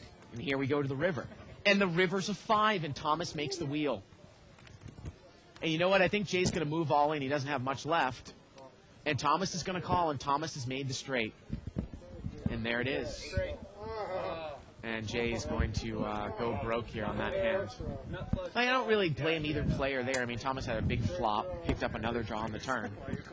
Welcome back, Dave. Nice little interview there. I got to tell you, he is such a class individual. Yeah. You know, people don't realize, you know, a lot of the new players, obviously, they're caught up with, like, the Grinder. And the Grinder's a cool guy also. And you got, you know, Daniel Negreanu, and you're, you know, all hot over Liz Liu or whoever it is. But, I mean, you can't forget the people that kind of paved the roads for us. You know, the Vince Bergios and the Doyle Brunsons and those kind of guys that, you know, set it up for us. Because if it wasn't for them, you know, we wouldn't be doing that. Right. We wouldn't be making millions playing poker. It wouldn't be on TV today. Number 7 playing 300 behind. And Jay Siegel's going to buy in for 300. That's the thing I like about this game. If you go down to felt, you can bring it up. Yeah. You know, to time and a half, basically. And he's got the button here. Raise, make it 25 total. Got a $25 raise here coming out of seat 2 with king, queen offsuit. You guys can go to our site, whatever shirt you want, we'll send it to you. If you see a shirt on there that you want. I talk to you guys about. I get that email every week. Oh, do you? Check out what's new, what's on. Oh, yeah, you haven't played our Wednesday Yeah, tournament? don't play a Wednesday tournament. You know, I haven't set up It's on only a Poker 10 Roll. Oh, really? Yeah. I got only like a 10 Looks like it's going to get folded here. It's a fun deal, yeah. I thought about it. And Daniel's going to take it down. Card Shark people. Again, you can go to Cardsharks with an X.com. Yeah. Check it out. Check their I think website. you're doing that from Poker-Babes. Yes. Right. I mean, it's almost a double. Cardsharks.com. Piece of chipset, or you get, whatever. And they're also on our friends page on MySpace too, as well. I got so many of them.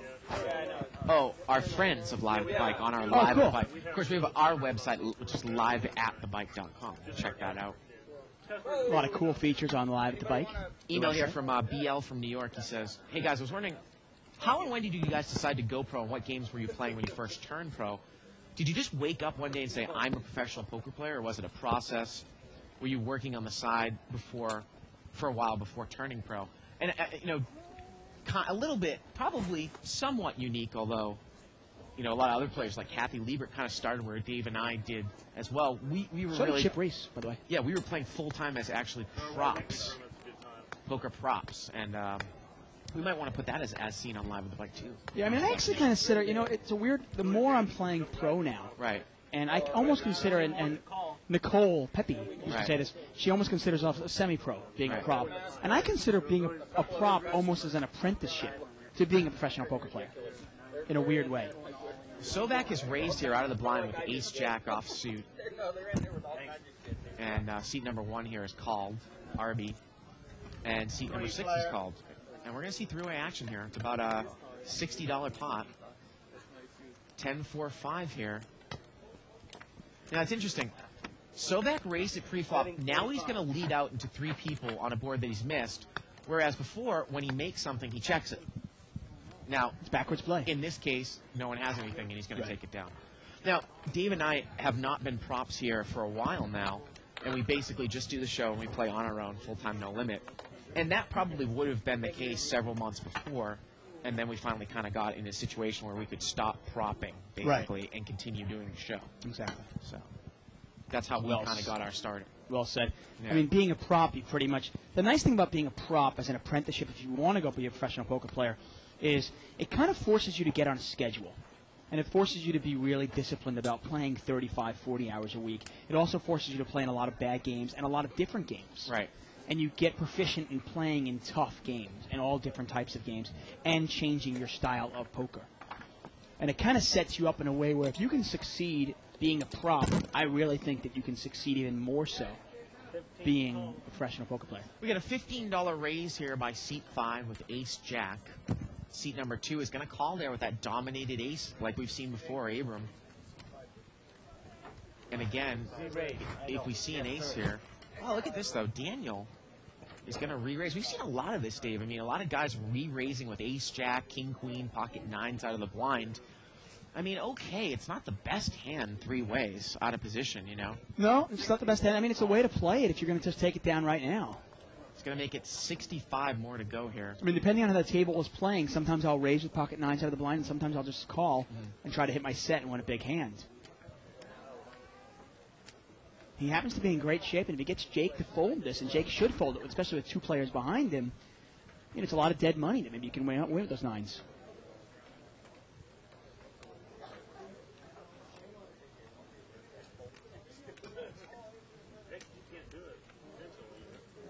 And now, see, Abram's going to fold this as well, I think. Yeah. Well, it's easy. I don't think Abram should have called there pre-flop. And now the question is, now is Arby going to go, well, there's a lot of dead money in the pot. Should I call? King 10 offsuit, difficult. And that's the problem. Exactly. I mean, if this guy's got queens, what are you rooting for? And I never like to call with a hand that I don't know what I'm rooting for. And guys will make that play with ace-king as well. So even if you're king, you know, you might lose a lot of And money. he shows 1-9. You know, anybody that is interested more about, say, what is propping, again, you can actually head over and listen to a show that we did called The Circuit. Guy Scott Huff over at cardplayer.com. We were talked about a little bit about that for about 5 or 10 minutes on his show. You can go to cardplayer.com, look at The Circuit, and check us out under the Invitational LA Poker Classic. You know, propping, it's almost like a medicine ball. At first, you know, I thought, well, if you're a good player, wow, this is great. You can beat the game propping. But the more and more I think about it, you know, Barry Greenside says it, we've said it a lot, probably more than 50% of your skill in terms of if you're going to make money in poker is game selection. So if someone takes that tool away from you, you can be the best poker player in the world and still have a hard time propping. And propping, it really never was for me or you. And again, I never understand people, hey, if guys can do it for a living and they're happy to break even and take the hourly, fine. But it's very difficult to beat the games consistently and continue propping. That's the interesting thing. Now, seat number 1 is actually going to come out of the shell a little bit. He's raising it up with a 5-4. Yep. And look at this. And Dave's calling. And so does Abram. And Arby's in bad shape, but he has the button, and he is the pre-flop raiser. So if they both miss, King, which they did. King here. Let's see if Abram, or let's see if Arby follows through. Arby, man, all I can think of is a roast beef sandwich here. I swear. And is he going to continue to? Yeah, he's going to bet, and that's probably going to be enough there. That's 21, and he's going to take it down. Now, the interesting also thing about propping, and I don't think we've ever talked about this aspect of it, Nicole Pepe, and of course the lovely Jennifer Bankson that used to do commentary for the show, and Shirley when she used to work here, they were all green chip props, Dave, which basically meant that they propped up to 8-16. Right. They got a little bit less than us plaza props that played up to 20-40, maybe say $6, $7, $8 an hour less, but they put themselves at such a low risk compared to people who are plaza props that the extra money for plaza props, the more and more I think about it, as I'm away from propping, it wasn't even close to being worth it. Right, but then the props to go up to 40 even make more than that. Right, but that's only an extra $10 more than 20. You're and right. Again, You're right. It's just not close. I mean, it seems like there's a lot of people that are happy down there. Yeah, we got pocket jacks here for Dave. Pocket jacks, tens. pocket 10s, and ace queen. Yeah. Raise here by seat 5. Smooth call by ace queen suited. Now is Dave going to re-raise out of the blind with jacks? And Dave is. You know, I'm never going to criticize aggressive play, but it's almost like some of these guys are really overvaluing their hands in the blinds. Yeah, and Jake here, now, we saw Jake throw away jacks last time. You imagine he's going to throw away 10s here, especially he's only got 200 left. I mean, you imagine Dave is, you're either 50-50 here, and look at this. He's going to call, and he's pot committed if rags come here, Dave. And Abrams out of there with Is he pot committed no matter what comes? I mean... Well, he looks like he's got another 150 left. Does he have 150? I thought he only had 100, okay. Well, the potty's 200. So here we go to the flop. And, yeah, this is it's all going in. No way Jake gets away from this one. And I think it went check, and Jake moved all in, and Dave called. Yeah. Well, the turn's a 6, and the river's a 4, and jacks are going to take it down there. You know, if you're going to play jacks that way, and I love Dave, but I mean, you raise there and you get a call. Would you check that flop? What if that checks behind you in an ace or a king? He might have been scared. I don't know. I don't really understand what Dave was doing there. Yeah. I'm not quite sure. You know, it's funny you talk about propping, actually. Now, I was able to beat the game propping. Yeah. But to me, and my whole argument was always, it's not necessarily the risk that I'm playing. Because I beat the game. I was able to beat the 20-40 game and the 30-60 game. Right. But it was the money I was losing by not playing in a better game. Exactly. Let's take a look at another chip count here. Almost 3,000 on the table. That's a lot for a game like this. And suddenly, now this game gets to the point where you can start making a little bit of money. Let's take a look at the differences. Yeah, Thomas is up 250. Yeah. Abraham, actually it's Abram. He's up 200. RB almost down 300. Okay. Now it's funny though. I mean, you talk about being like, you know, some people consider themselves a professional poker player when they're propping. And the more I think about it, the more I think it's a semi-pro or an apprenticeship. I mean, can you consider somebody like Sean a professional poker player? Because she does not make. I mean, and when I say Sean is an extremely tight prop that plays here and a sweetheart. But she does not. I don't think she beats the game at a high enough tilt to support herself. Right. She needs that salary, and she's perfectly happy with pretty much breaking even as a prop as a poker player.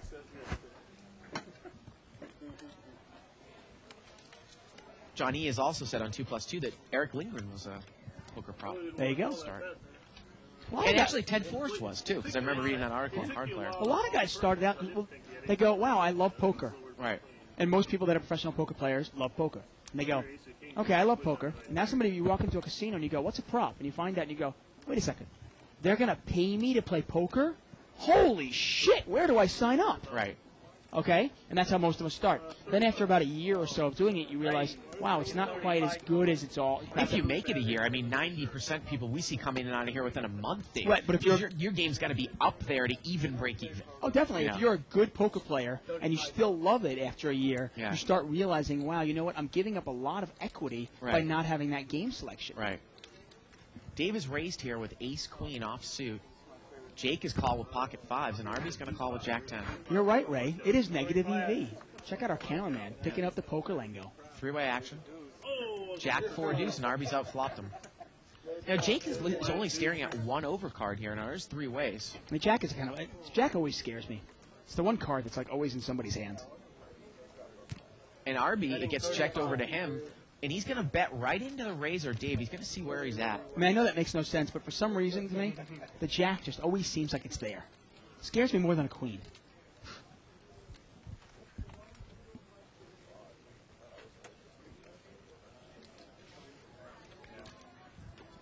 And Dave is really thinking about this one. And again, this is not a game that you're deep enough where, Dave, say you could call one time in position here with overcard and see what happens on the turn. No, yeah, I have to I don't think that's really a play that you can make in this game. I'm worried about 4 deuce. But as the stacks start to rise, your strategy has to change. Right. It's one of the reasons why this game can actually be somewhat challenging. Well, now it's over to Jake, and again, he's staring at one overcard. But remember, Arby has bet into the pre-flop razor here. So you almost got to give him credit for probably top pair, right? I mean, Well, isn't that what he's... Look at the board. Yeah. What does he have, 3-5? Right. Or he has absolutely nothing? I mean, And There's again, just no even if draw. he doesn't have top pair, he could be betting with a pocket pair above fives that beats you, right? Yeah, If you I have mean- 6s, 7s, 8s, 9s. you just got to pick your spots. Button's going to move here to C5. Yeah, well, that's Shuffle Master. They don't sell them to anybody, but they lease them to. We had an email here, another one, Dave, from John D. talking about why do players show their hand? When do you show their hand? Why do you show to advertise? Is there a reason why you show your hand sometimes? I mean, I guess if you have a whole, if you have a setup, a psychological setup, or an image that you want to portray, you might want to show players what kind of hands you play. Generally speaking, no, I'm not for showing cards. I don't want to show my bluffs. I don't want to show my Yeah, I don't know what a shuffle master costs. a big laydown. I mean, let's say a table is extremely tight. I might show a bluff to loosen up the table a little bit. Abram has raised here under the gun with pocket sevens, and Jake is going to re-raise with pocket cowboys. And Jake is just kind of, he was up to 400 at the beginning of the show, and then he just kind of got rolled over. I mean, he actually has made some laydowns, but he's been in there with second-best hands, Yeah, and he's going to get away. Give him credit at least for getting away from it. Gets a little bit of information. Abram gets away from sevens there. Once in a while you can show I don't like to show big laydowns. We talked about that last night because if you show big laydowns, that is definitely one thing that I do not want to show. And the funny thing, Dave? I meant to tell you this before the show started. Remember when I asked everybody last week if I was a pussy with that hand with deuce 3-4 with 2 hearts and I had bottom set? I told you weren't. There was a guy at the table. I actually showed Doc the laydown because that Doc is not a guy. I said, here, look at this Doc. And I got up and left. Doc's been on the show a couple times. He actually told me today that the guy had ace-5 of hearts on that flop. Oh, the guy actually had it. Ace-5 of hearts. He never showed, right? You just showed me the ace of hearts. Yeah, deuce 3-4 on the flop. Last hand before I was coming into the booth, I limped in with pocket deuces. So I flop bottom set. I made a pot-sized bet. A solid guy to my left called, and a guy came over the top of me for 400. My head really wasn't in the game, and I just folded it. 6-way action here. And I told you, regardless of what you had there, if your head's not in the game and you're not focused, right? Hey, don't get involved. Throw it away. You don't have to win that pot. People always realize, I can't throw this away. No, you don't have to win this pot to pay your bills. There'll be another hand.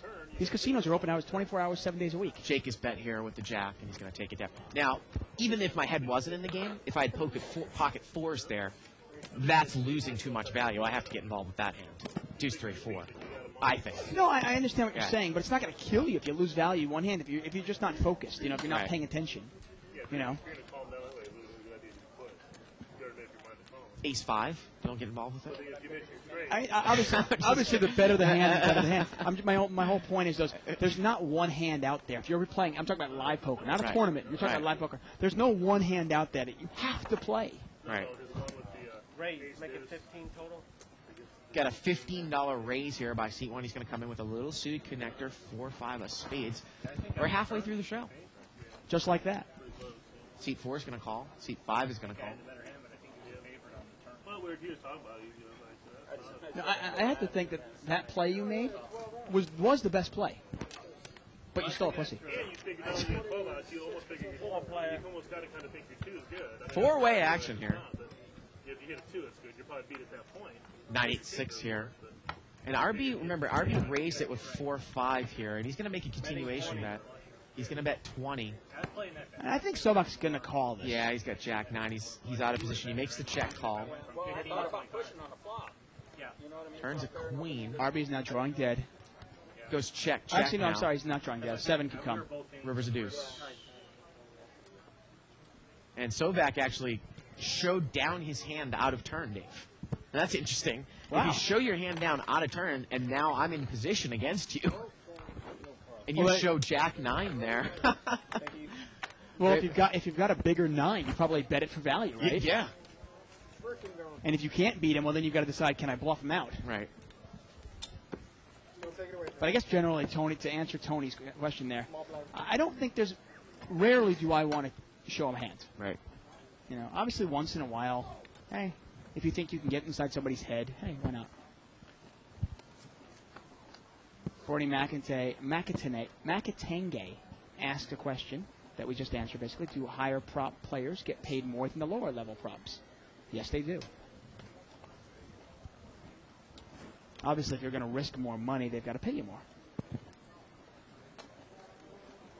Limp here. Seat 5's got Jack 10 of spades. He's going to bring it in for a little raise. Makes it 15 to go. Mark's got Queen Jack of clubs. He's going to call. But it's funny, though. It just got to the point for me in prompting, and I'm sure the same way with you now. It got to the point where I don't think I could get paid enough to be prop. Right. There's not a number out there that I could get paid and still prop. 5-way action here. Well, I guess there is a number. Right. There's always a number, Dave. Yeah. It's not a number that anybody's going to come to anytime soon. Ace 3 Jack rainbow.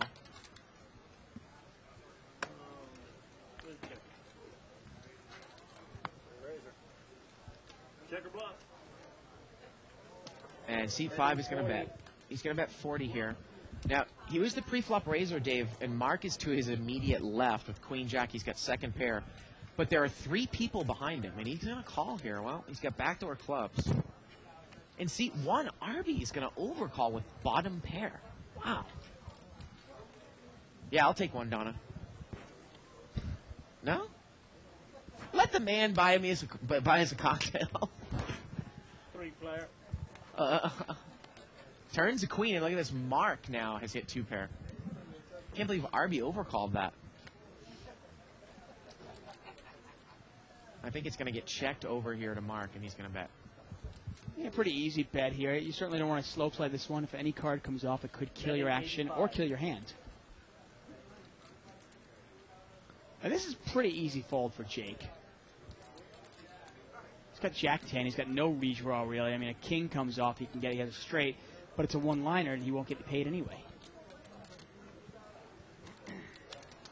It's one of those times you got to realize the implied odds here. If you call, even if you hit your hand, then what happens? Got another email here from Matthew Manthe from Denver. Matt, you ever gone to the church on Sundays? Let me get to the email here. Question about hand value. Do you fellas think that the hand selection is getting as much thought? Getting as much thought pre-flop? As it should these days. Yeah. Watching your cast, it seems as though people are, limping in with hands like King Jack out of position, offsuit. And can you open your game up a lot more in a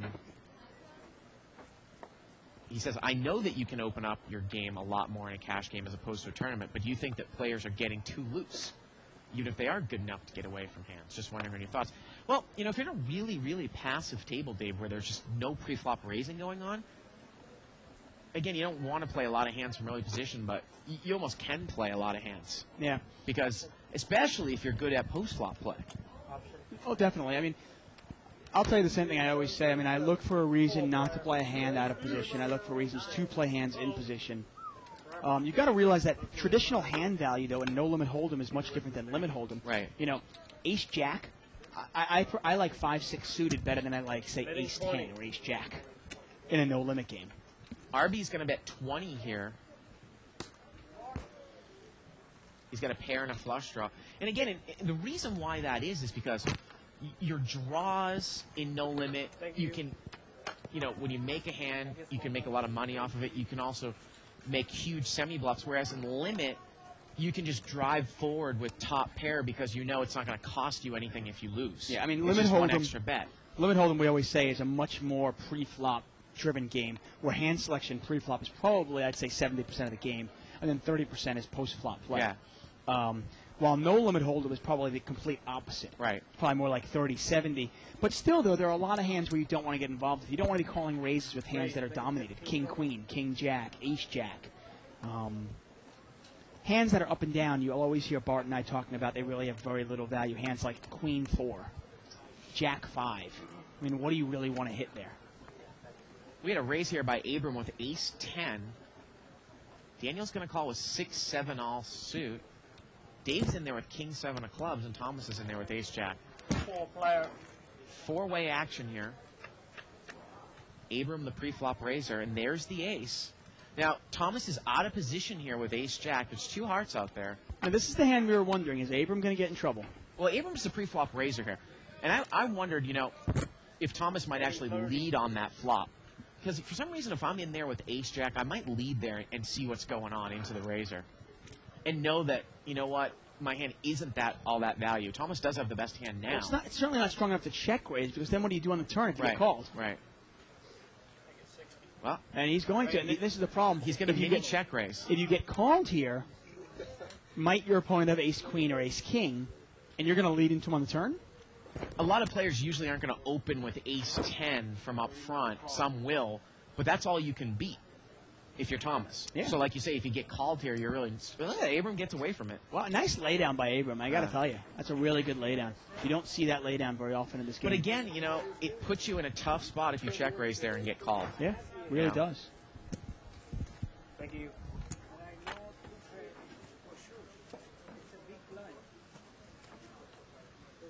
Victor Sema says, Bart, what do you mean that you would lose too much value laying down top set as opposed to bottom set? Well, on a flop like deuce 3-4 with 2 hearts and it's linked around 6 ways, A set of fours is much stronger than a set of deuces. 2 more hands you can beat. Absolutely. You've got to start thinking of the range of hands your opponent might have. Right. And if you have a set of deuces there, well, your opponent might have ace-5. Your opponent might have 5-6. Your opponent might have top pair with a flush draw. Right. All sorts of things like that. Your opponent also might have a set of 3s or a set of 4s. Right. Well, if you have a set of 4s, well, your opponent might have a set of 3s or a set of deuces, and then you're in great shape. And that guy made a raise, a big raise, that seemed to me, Dave, to be like, I'm scared. He might have 5-6 offsuit there. Not necessarily scared, but I thought he might be protecting his hand. He might have 5-6 offsuit, and usually when you get up to the levels that we play out, you have to raise there with a set of 3s or a set of 4s in a limped pot. Use 3-4 with a couple of hearts, right? Definitely. So, I mean, you have to protect your hand as much as you don't want an action killer to come up and that kills your action. Right. I was just saying to Dave, Victor, that Right, Sadri. Liven us up a little you know, and Dave said in response, well, if your head's not in the game, you know, don't deal with it. But I almost thought that a set of 4s, I really would have had to have geared down there and said, you know what? Now there's only 2 hands you can lose to. This hand is too good. If the board pairs, the problem with the set of deuces, though, too, remember, is that if the board pairs later on, now am I going to get involved? Am I going to have reverse implied odds if a guy has a higher set? People might say, well, Bart, what if?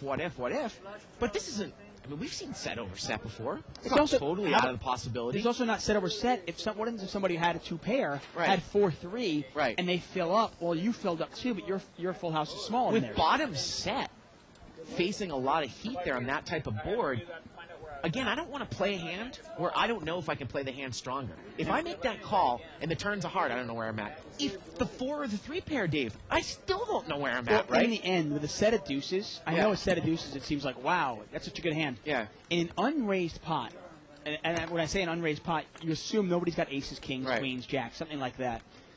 All you can really beat is a pair and a big draw. Right. You can't beat any real hands. Jack 5-10 here with a couple diamonds. I mean, you can beat 2-pair. $16 bet here by Mark with Jack Deuce. Got a free ride in a big blind. I mean, I'm sure people at home are sitting there going, what are you talking about? Come on, a set's a set. Right. But hey, if you're talking about no limit hold'em and you start thinking of what hands can beat me. Right. Hey, if you have a set of 4s, there's only 2 hands that are ahead of you. Ace-5 and 5-6. Right. That's it. Right. If you have a set of deuces, double that, because now there are 4 hands that can beat you. And again, if you have a set of 4s and the board pairs, you can now play the hand in a manner that you know you have the winning hand and now finagle the pot. Yeah. But if the board pairs 3 or 4, and say I lead into the turn and the guy raises me again, or say he calls and then raises the river, right? You know, it's just right. And we're not talking. You know, you're raising 30 and the guy's re-raising you to 70. It's more like you're betting 300. The guy's re-raising you to a 1200. Or and now when what we do were you do? so deep stack, how about a $700 bet and now he raises to 2,000? Yeah, you never know. Or something like that, you know. Buttons over here in seat 5. And those are questions you really got to ask yourself when you want to get involved with a hand. No, obviously, I'm not sure. Let's say you were still focused on the game and you were sitting down there. Maybe you do call him with a set of deuces. But you take all those factors into account, plus the fact that your head was not into the game and you were already getting up from the game. Hey, pick a better spot. $15 bet here by Mark. It was limped around, actually by seat 3, Dave with ace-7, and he's going to take it down here.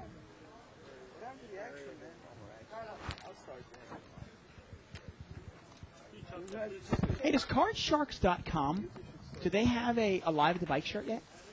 I think they're in the midst of designing one. Okay, that's cool. Yeah. I didn't. I mean, I wasn't asking that to kind of like plug it. I did not know. Button's going to move over here to seat number 6, and we're going to see a live straddle. Now this game really becomes, and now suddenly if you have a live straddle in this game, and you've only got $200, you now have 20 times the big blinds. Right. Oh, you know, we had another email here that we didn't get to. Yeah?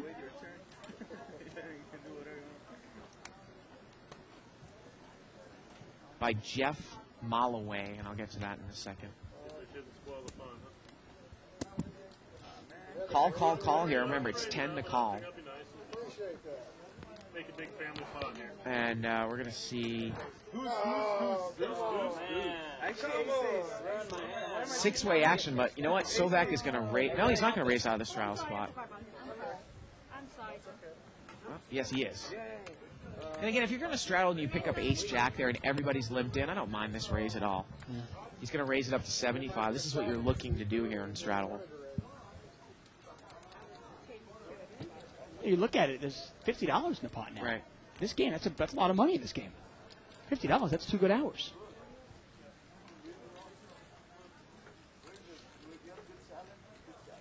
The last hair on my chinny chin chin.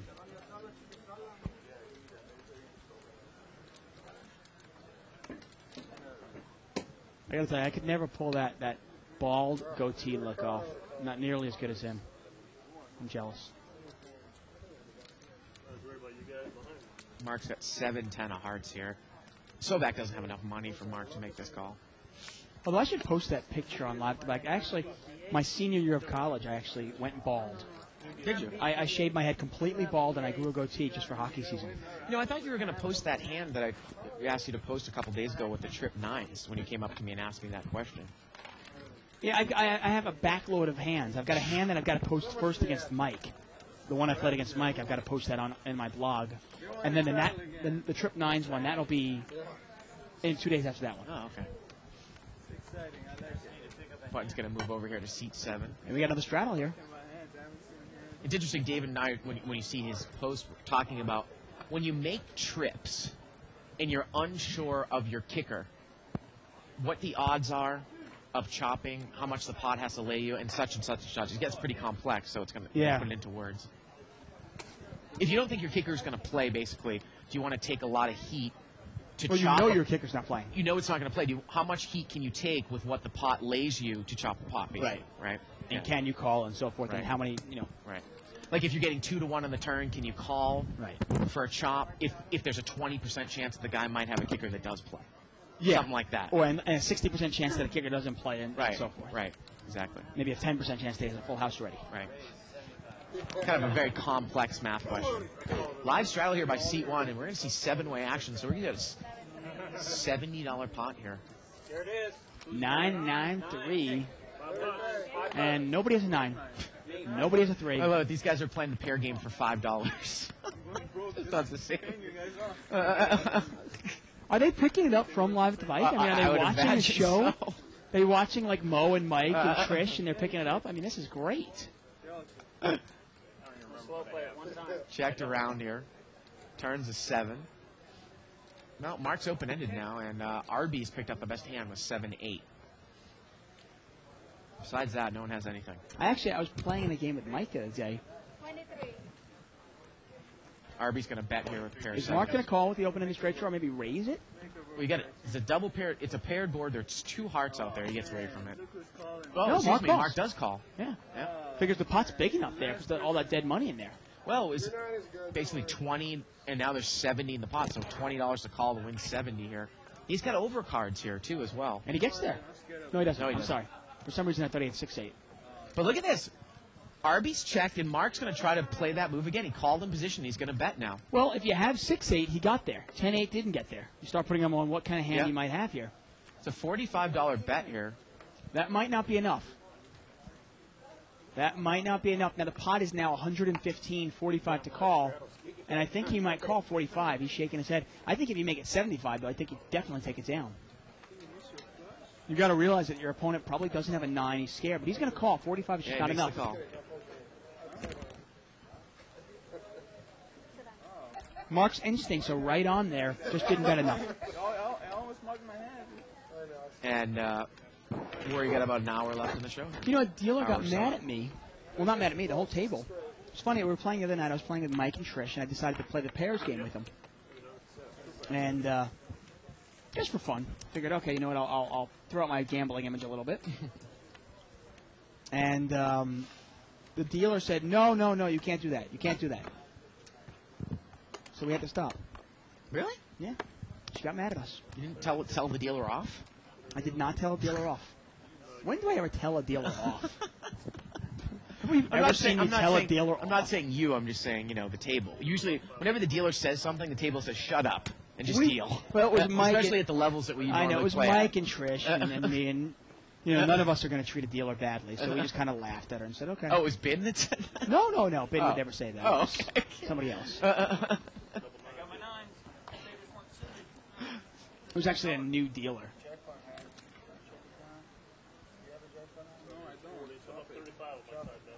I'm going to chop this one up. Chop, chop. Now, in this game, if you're not deep stacked and you only have a couple $100, Yeah, I would chop in this game. this might be worth chopping. Right, Now, yeah. if I have over $500 and my opponent has over $500, suddenly I probably don't want to chop anymore. Yeah.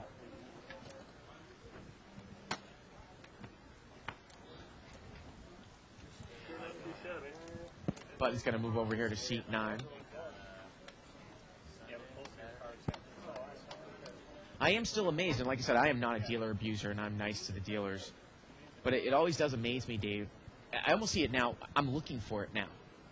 Looking for what? I am looking for when the action is completed on a street, when the dealer does not move, because he or she is not paying attention and does not realize there's a bet and a call or a checked around. Yeah.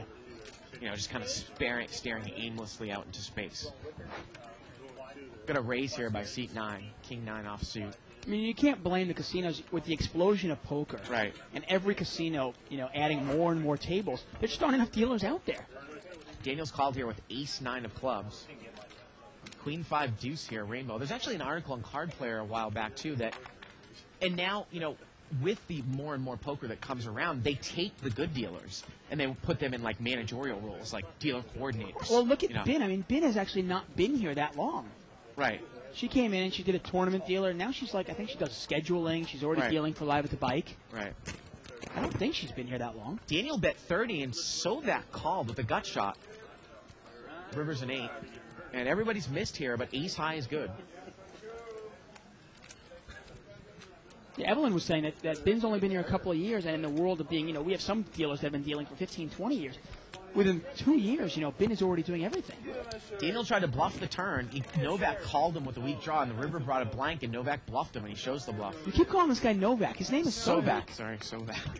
I knew a kid in college whose last name was Novak. That's what it is. Sovak. I hate to correct you, man. I didn't want to pull a Shirley on you, but it was this guy. I actually spent a semester in London. Right. We were flatmates, and we stayed in the same room because everything's so expensive. Right. Goddamn John Novak.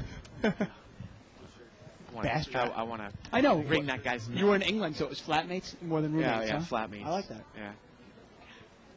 A little respect to the place you were. That's good.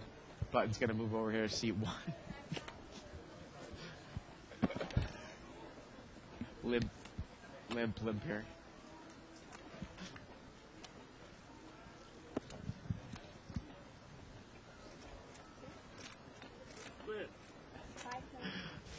Three-way action here. Five-way action, excuse me. Queen 9-8 here, rainbow, limped around. A couple of gut shots out there. Sheet number 1, Arby's got a jack. Daniel with the gut shot as well. Dave's going to come out and bet here with Queen 7. I don't know if anybody's going to get involved with this. I mean, Daniel's got a gut shot plus the overcard. Nah. But the only reason I like his gut shot is if a jack comes off and somebody else has a 10, he has the king high straight. And there is a little bit of value to that if you're playing against players that aren't aware and that are willing to put their money in with a one-liner. Oh, I want to make an announcement there. I want to make this clear to everybody because we had some confusion. On Monday, we're actually doing another version of Barry Wood's home game. It's going to be a 3-to-5 game on Monday. We're changing our schedule. We're trying to get the limit game every week. We're going to move it to Tuesday this week, and then it's going to be Monday every single week after that. Okay. So the 3-to-5 games on Monday. I don't know how many seats we have open because I don't know how many people Barry's bringing with him. Probably a couple of seats open, though, at least. And the limit game, either 8-16 or 20-40, is going to be on Tuesday. So you limit 2+2ers out there and such. Tuesday, and then Wednesday, obviously, our whale game. Yeah. Thursday will be a smaller game. People got to realize, too, sometimes people will PM us during the day, Dave. They'll PM us at 4 in the afternoon, and they'll say, hey, is the game tonight limit? We don't have a computer in the afternoon. I'm here. I'm playing poker on the side. So, unfortunately, I can't get that. We got a raise here. Oops, set of 4s. And Thomas has got a set of 4s. Wow, and Arby's got a flush draw.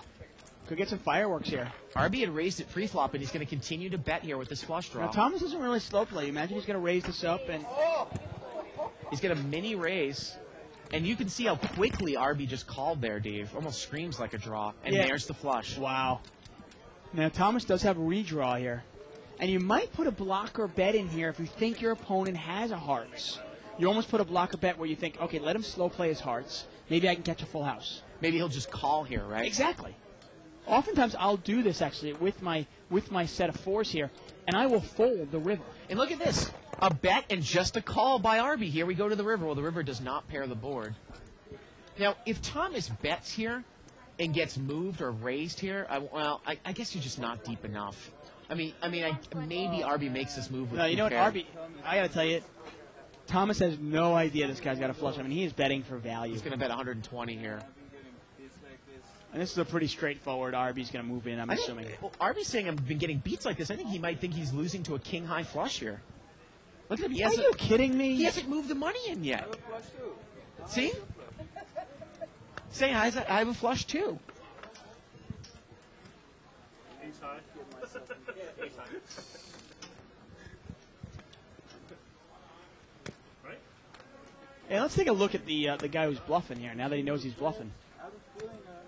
Didn't think he was bluffing. He didn't think he was bluffing. Now he goes, oh, shoot, maybe I'm bluffing. Although the guy takes, I got to tell you, the guy takes this long calling with a flush. I probably think my set of fours is good. Look, he's just going to call, Dave. He saves an extra $50 there. He thought he was beat. Man. You can't lay down the queen. I'm not laying it down. I'm just worried about the king I flush. Jeez, well, that's some passive play. Amazing. Now, a good tell, we always try to pick up physical tells here. Something you cannot pick up on the internet, I bet, is if somebody calls that quickly, kind of screams draw, doesn't it? Right. Because if he's got a big hand, it oftentimes, if he has a big hand or he has nothing, it often takes a little bit more thought to just call, you know what I mean? If he's got two pair, if he has a set or something like that, oftentimes it's not an immediate call. He has to think about it. Got an email here from Ryan at baker.edu. I wonder what college that is. What is it? Baker.edu. Bakersville? I don't know. No, that would be like Cal State or a UC extension. Is there a UC in Bakers? Well, it's Baker. I think it's a private school, but I've never heard of Baker. Okay. College, university. Oh, I see what you mean. Okay, I would say CSU. He says, what's the purpose of straddling? And can you explain it? Well, you can head over to liveathebike.com. Check out, click on the link on the left-hand side that says, as seen on Live with the Bike, and it explains it. We have a bunch of terminology that Bart and I frequently use, and check them all out. Talks about implied odds, reverse implied odds. Raise here by seat 2. He's got ace-king. Made it 25 to go. Now, Dave called there with ace-10. He is on the button. Is he going to get in trouble if an ace flops? Yeah, Novak's got pocket sixes. And we've got about I want to say $100 pot here. And Novak has hit a 6. Look at that. And let's see how much he slow plays it, Dave. Sovak, Dave, not Novak. I'm sorry. Damn Novak. Oh, look at this. Sovak checks. Daniel just moves all in here with the ace-king. And actually, you know what? And I'm not going to necessarily give Sovak credit for this. The times that you would actually slow play in this game might be in this particular situation. When a guy is committed 40% of his stack to a pre-flop raise, and you might be heads up, and a bet might scare him on the flop, but you pretty much know he's going to move all in position if you check to him, right? Yeah, this game really throws out all the things that we say when we talk about the 500 game or the 3 to 5 game. Right. This game is completely different because of the pot size, because of the stack sizes. Right. So Sovak actually checked there, and Daniel moved all in. And it was actually the right play, but I'm going to go as far as to say that Sovak would have played it the same way if they were $10,000. Right. And if there's $10,000 deep, right. Clearly you want to bet into it hoping Daniel's got aces. Right. Daniel's drawing to running cards here, and that's it. Not going to happen. Sovak takes down about a $300 pot. Hey, you know, the other thing with bottoms full, when you ever flop bottoms full like Sovak did, especially if there's multi-way action, say more than 4 people in the hand, I don't care if it's raised or not, because when you get in the big games, remember, people are calling raises, sometimes with middle cards. Your hand is vulnerable. Of course it is. With bottoms full. You don't have the nuts. Think about it. If you get a lot of action in a hand, 6, 7, 7, and let's say it's not raised. Right. And you get and somebody calls you. What do you think they might have? They probably have a 7, which means if they hit their kicker, they're going to beat you. That's why I got to tell you, I like to get my money in with bottoms full on the flop if I can, either through check raising, betting getting raised, and shoving, But I actually do not want to necessarily see a turn card You, there. you have no idea if it's safe or not. Right. Especially if it's an unraised pot. Let's say you limped in with sixes. The Right. flop comes out 6, 7, 7, and the big blind is playing with you. You have no idea what he has. He could have Right. 7 deuce. He could have ace 7. He could have 7 jack. You have Right. no clue. Right. And a lot of times against normal competition, you might get a big call with a guy with just a 7. Three-way action here. We had a $20 raise.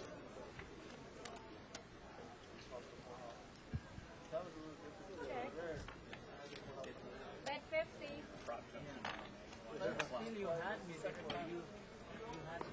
Got a $50 bet here by Daniel. He takes it down there with the flop top pair. Again, we got about a little under an hour left in the show. Again, stick around tomorrow. Stakes go up, Dave. 10-20 unrestricted buy and no limit only. I love Fridays. Hopefully Mike will be back in the game. Let's take a look at another chip count here. Well, Sovak up to 750. We've got over 3,400 on the table. That's a lot of money for this game. Let's take a look at the differences. And sure enough, Sovak is up over $350 tonight. Really impressive.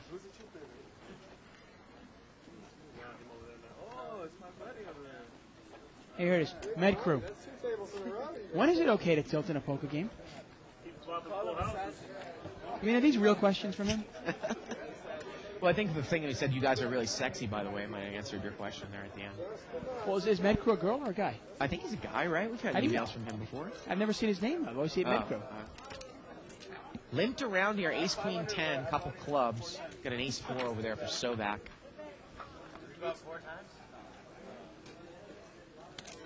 Maybe it's my wife. Maybe she's messing with us. She has an AOL account I don't know about. Sovak's going to bet here. That would be hysterical. He bets 25 here on this board.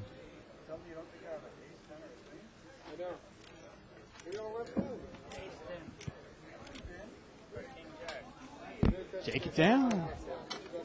And he shows the ace. Once again, we're live at the bike, folks. I'm David Zuckman here with Bart Hansen. You can catch us every Monday through Friday from 7 to 10 p.m. You can also check out our website, liveatthebike.com, spelled out. Once again, that's www.liveatthebike.com. And check it out for my blog. We've got our bios. Still waiting for people to read my bio and let me know what they thought about it. We've got terminology up there. We've got poker news. It's really kind of a cool site. The Pokulator.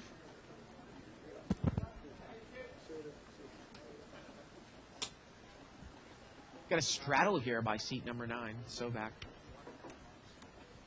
Yeah, most of the features on our website are on the left-hand side, but if you check out the right-hand side, that's where the Pokulator actually is.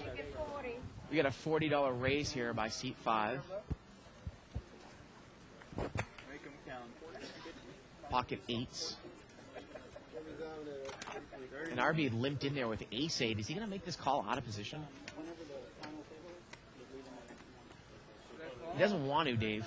Sometimes people get married to that ace, though. I mean, you know what? When you don't want to, don't. Trust your instincts.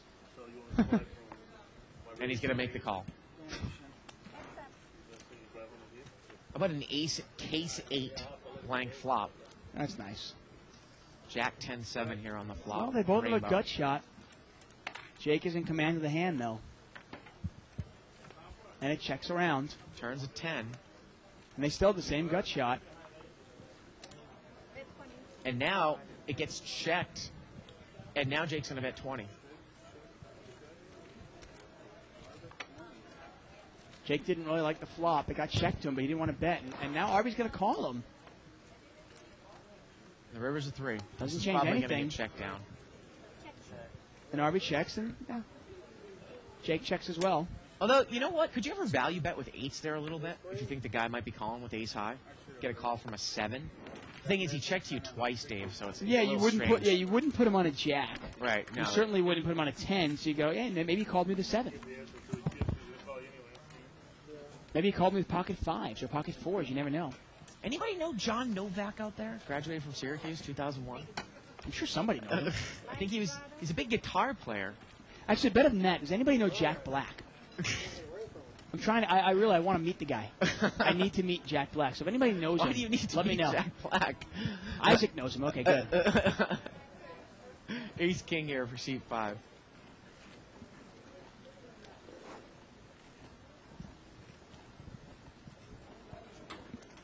I mean, I know Jack Black's a poker player, so there's got to be an angle there where I can meet this guy. D5's going to raise with big slick. Yeah, and Abrams got sevens. See if he calls. He's going to call. He's in the small blind. Pot is about $50 right now. I don't think Arby's going to call. And this is heads up. About a $50 pot.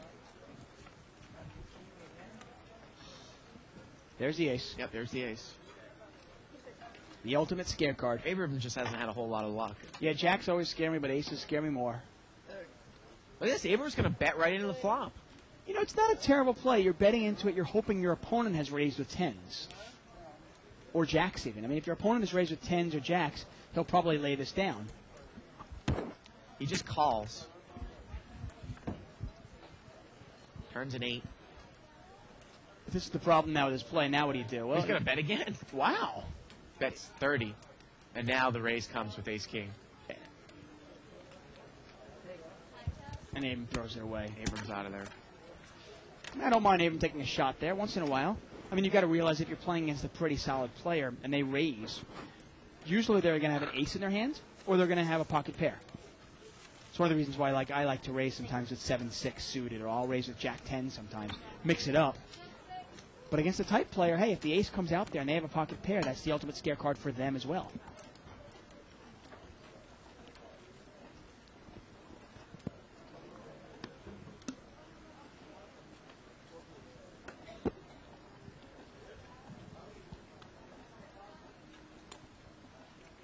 About 40 minutes left in another night of Live at the Bike.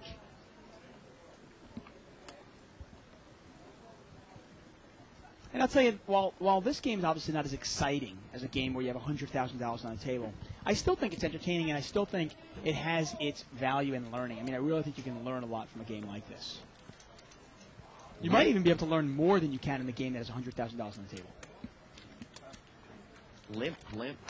Limp between the lines. Here we go, three-way action.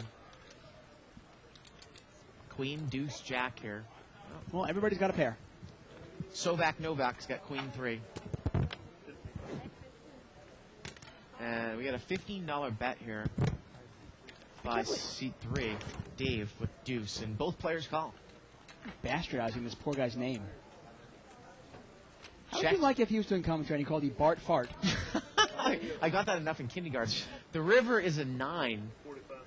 And now Dave's going to bet 45 here. He knows his hand isn't good, but can he represent a straight? Got checked around, and I think he's going to win it there, Dave. Yeah, wow. Nice bet there by Dave. Takes it down. With the worst hand, gets 2 players out. And he shows. What did he show? Two. Great bet. Take it down. Button's going to move here to seat 9. They used to call you that? Bart Fart? Bart the Fart. Bart the Fart. Yeah, you can imagine what I was called. Everybody always called me my last name. Tuckman? Well, everybody used to always call me Tuck or Tuckman, but you can imagine what rhymes with that. Oh.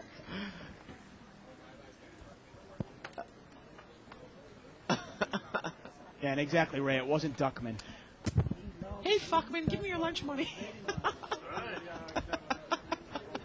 The butt moves over here to seat 9. Oh, no. Man, just when I thought I was out of kindergarten. It's terrible.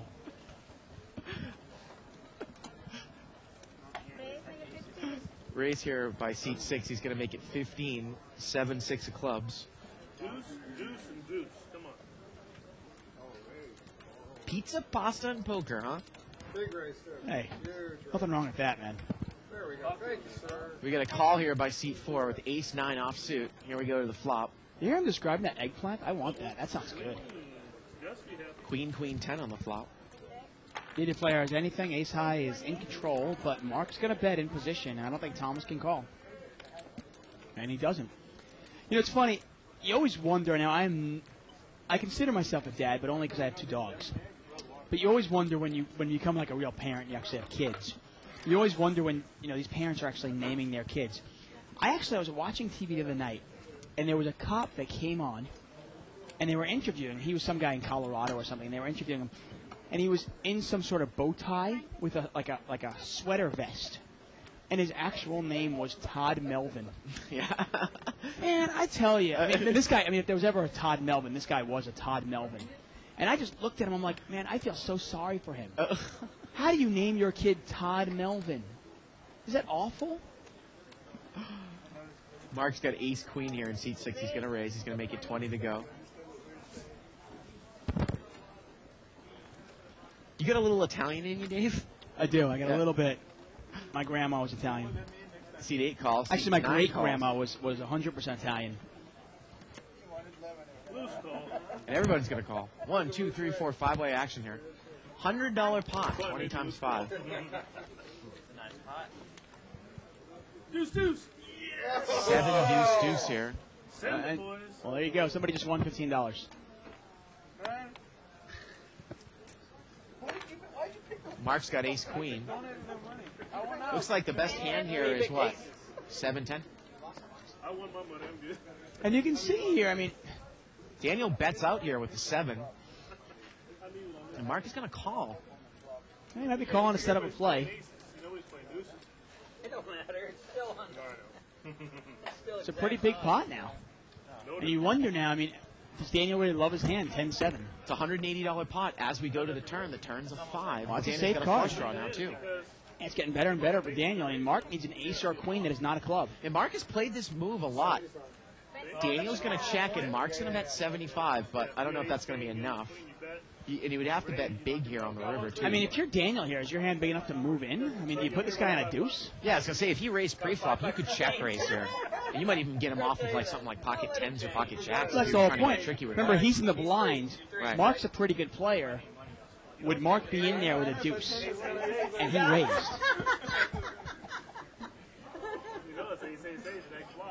And the problem is, I just don't know if seat number 2, if Daniel is deep enough to make this call, and then just check and call the river, or check and fold the river. Aces or X. It's 3s now. I mean, the pot is pretty big now. Yeah, it's a $255 pot, and he's going to call. And now what's he going to do on the river if a 7 or a club don't hit? $320 pot. The river's a 3. Another safe card here. Is Mark going to give up here? No. Are you changing? Does Daniel have enough for Mark to bet? Daniel only has got about 90 left. And that's the problem. I'm not sure if Daniel has enough to If get him Mark off the bets hand. 90, the pot's 420, Dave. 90 to call. Is he going to call there, getting over 4-1? Yeah, and you know the interesting play here is. And Mark has pushed in here. He's pushed Daniel in. Now I'm going to throw this at you. I know Daniel's kind of tormented here. But is Mark the type of player that would value bet pocket 9s here? Or a bigger 7? Or pocket 10s here? Is he the type of player that would Maybe do an this? overpair, jacks, queens, kings. Would he value bet that here? If the guy's got $90 left, I sure as hell would. I know you would, but would Mark? I mean, you don't have to worry about a check raise. He's only got $90 left. I mean, I would bet ace-7 all the time here, too. I know you would. But would Mark? I'm not sure if Mark would. Yeah, he's going to get, he just didn't have enough money to get him off the hand. And again, hence this hand. And Daniel's going to take it down there. Take it down. And Mark tried to bluff Daniel before, and it didn't work. Right. Getting an email here from Gregory Revelio, or Reviello. Reviello? Riviello? Reviello. Riviello? Yeah. He says it's a lot different, Bart. I don't mind your laydown. Talking Set about of deuces. Bart's trip deuces, yeah. But it's a lot different if you feel heat on an three flush board, on an uncoordinated board. Of course. You know. Flop comes out 8-5 deuce, or like 9-5 deuce, and you have a set of deuces. How do you like your hand there? Well, actually, his point was though, if you see a lot of heat from a very tight, solid player, he's more likely to have a set in that case than, say, making a big raise with a big semi-bluff Of pair course. and a flush draw. Well, I mean, if the board is coordinated, you can start putting your opponent on. Maybe he's got a big draw. Right. If the board is completely uncoordinated and the board comes out like 9-5 deuce, and it's an unraised pot, and a really tight, solid player is giving you a lot of heat, and you have a set of deuces, you got to start thinking, what does this guy have? He wouldn't be in there with 9-5. He didn't raise pre-flop, so he probably doesn't have an overpair. There's a good chance he probably has a set. A raise here by Arby with king queen. Yeah, I keep thinking of roast beef, Dave, tonight. Three-way action here. Well, king, queen, 8. Look at this. Daniel's got the nut flush draw, and Arby's got top 2 pair. And he's going to bet. He raised it pre-flop, and he bets here. Now, Daniel has position on him. His overcard is not good. And a flop like that, I mean, I think you've got to realize that your overcard probably isn't good. You've got to realize that I probably just have a naked flush draw here. And look at this. Daniel's going to mini raise him here. And RB just smooth calls here. You know, I might have popped it back. Let's see how he's going to play it. The turns of 4. And if RB checks this, is Daniel going to take the free card? It's kind of a limit hold'em play, but it works in no limit as well sometimes. If RB hasn't checked yet. He might have been trying to just wait for a safe card. I mean, I think you've got to bet this with King Queen. I mean, there's too many cards that can come up and scare you. There it goes. It goes check, check, Dave. And the river's the diamond. Wow. Unbelievable. And now you can't. And look at this. Now he bets out. Now he bets 30 out. If the guy was on some sort of straight draw. Well, if he's on a straight draw, he had Jack 10, he wouldn't have gotten there. And Daniel's going to just double check, make sure he's got 2 diamonds Now, in his the hand. issue now, though, is that the way this hand played out and you get raised, can you fold King Queen here? I think if you get raised in this game by anybody except, like, Mark, right, you could probably lay your hand in almost any time. People just rarely raise unless they have it. And he announced raise, which is a tell, I think. Somebody announces raise, they put the call in, and now they're deciding how much to raise. They usually have it. Remember, RB almost laid down the queen high flush before, maybe about half an hour ago. Well, this time he's got a king of diamonds in his hands. He's got 2 pair. And, you know, you can't blame Daniel. Daniel played it pretty well. He raised the minimum on the flop. Really, it's a very common limit hold'em play to raise in position with a draw, take the free card when your opponent checks to you.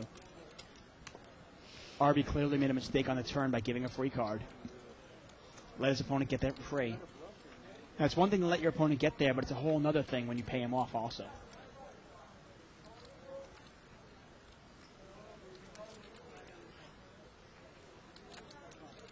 He makes the call there, and it just kind of mistake compounds mistake there. Yep. I can tell you, with King Queen on that flop, I'd probably come over the top on the flop, unless you're playing it. And actually, we knew that Asian gentleman, Keith, Dave, and I thought he was a pretty good player.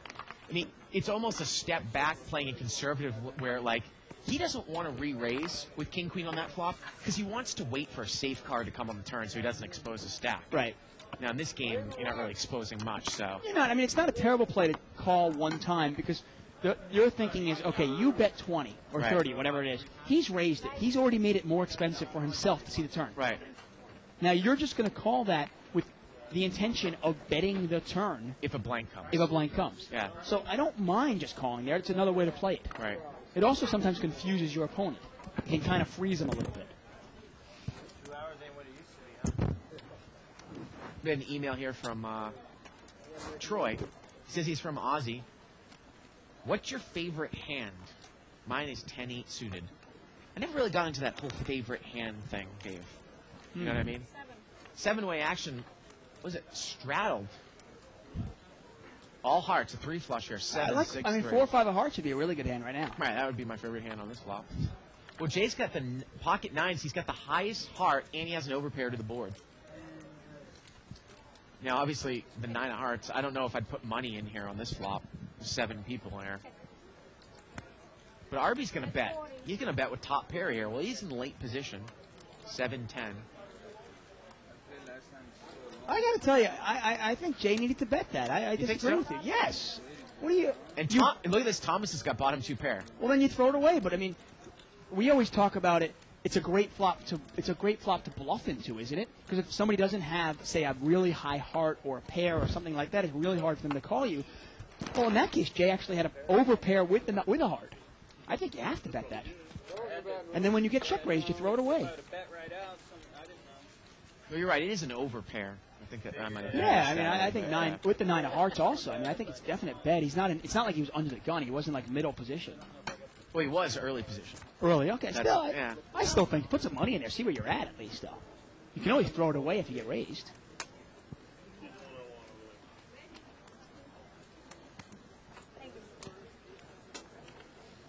Email here from EG. He says, I encourage tilting in the games I play in.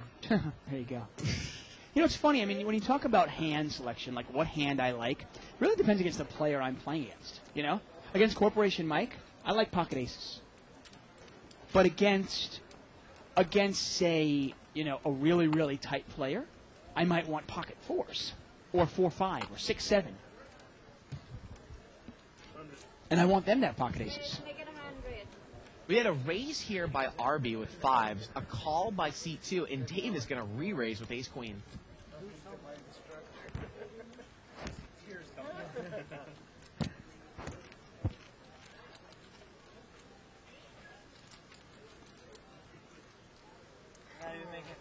And if I'm playing against Barry Woods, I want him to have top pair and just give me something, anything good.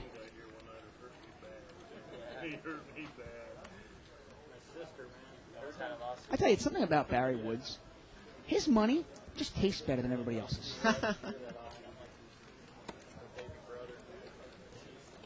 So Daniel has gotten re-raised by Dave, and Daniel is dominated here.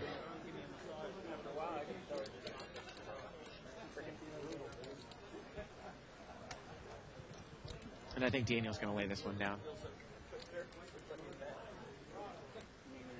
Mac Macer on 2+2 has said Baker is a private college that's south of Lawrence, where say KU is. There you go. Cool post here from Lucky Chewy on 2+2. He says, Dave, I think you should add an interesting hand you played to each one of your blogs and your thoughts on it. It's a good idea. I think I will do that. Thank you, Nathan. All right, Brian. How about a last name of Meepson? That's fine. It's not Melvin. No, but it's the combination. If the guy's name was like John Melvin, okay, that's no big deal. Okay, Yeah. Isaac Melvin, okay, fine. But Todd Melvin? Come on. That's just, I mean, I'm sure there's a Todd Melvin out there. I feel bad. That's terrible. Somebody got a bad beat on the other team. So. Button's going to move over here to seat 5. I disagree with Arvid on 2+2. I mean, the last name of Melvin is tough, yes, you're right. But Todd does not make it any better. Seat 1 here is going to raise it up to 15 with pocket 4s. And Jake is just going to call this time, Dave. He re-raised with kings before, but this time he's going to slow play. And you know what? He figures the blinds might be tight enough, and he's going to get a heads up. Hey, mix it up a little bit. Why not? Queen, 5-8. Both players have hearts. Jake's got the second nut flush draw. Arby checked it, I think. Yeah, Arby checked it. Jake bet. Yeah. Arby's going to fold. Take it down. It was funny, actually. You've heard of the saying, like, that guy's a tool, right? Right. Yeah, of course. Well, my wife and I, our new saying was always, that guy's a Melvin. So when we first moved in together, we weren't married yet. We moved into a house together in Tarzana. And we rented this house, and the guy next to us, we used to call him Melvin all the time. Oh, look, there's the Melvin. He's a Melvin. It's not even he's Melvin. He is a Melvin.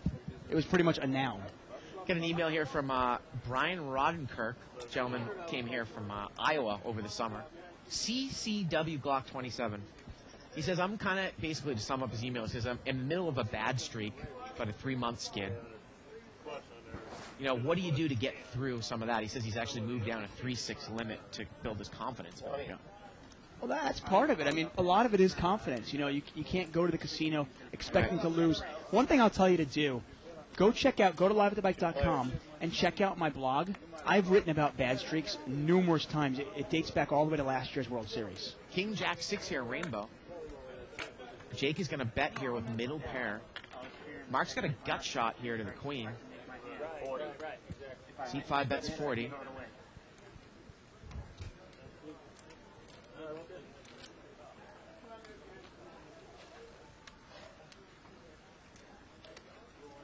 And there you go.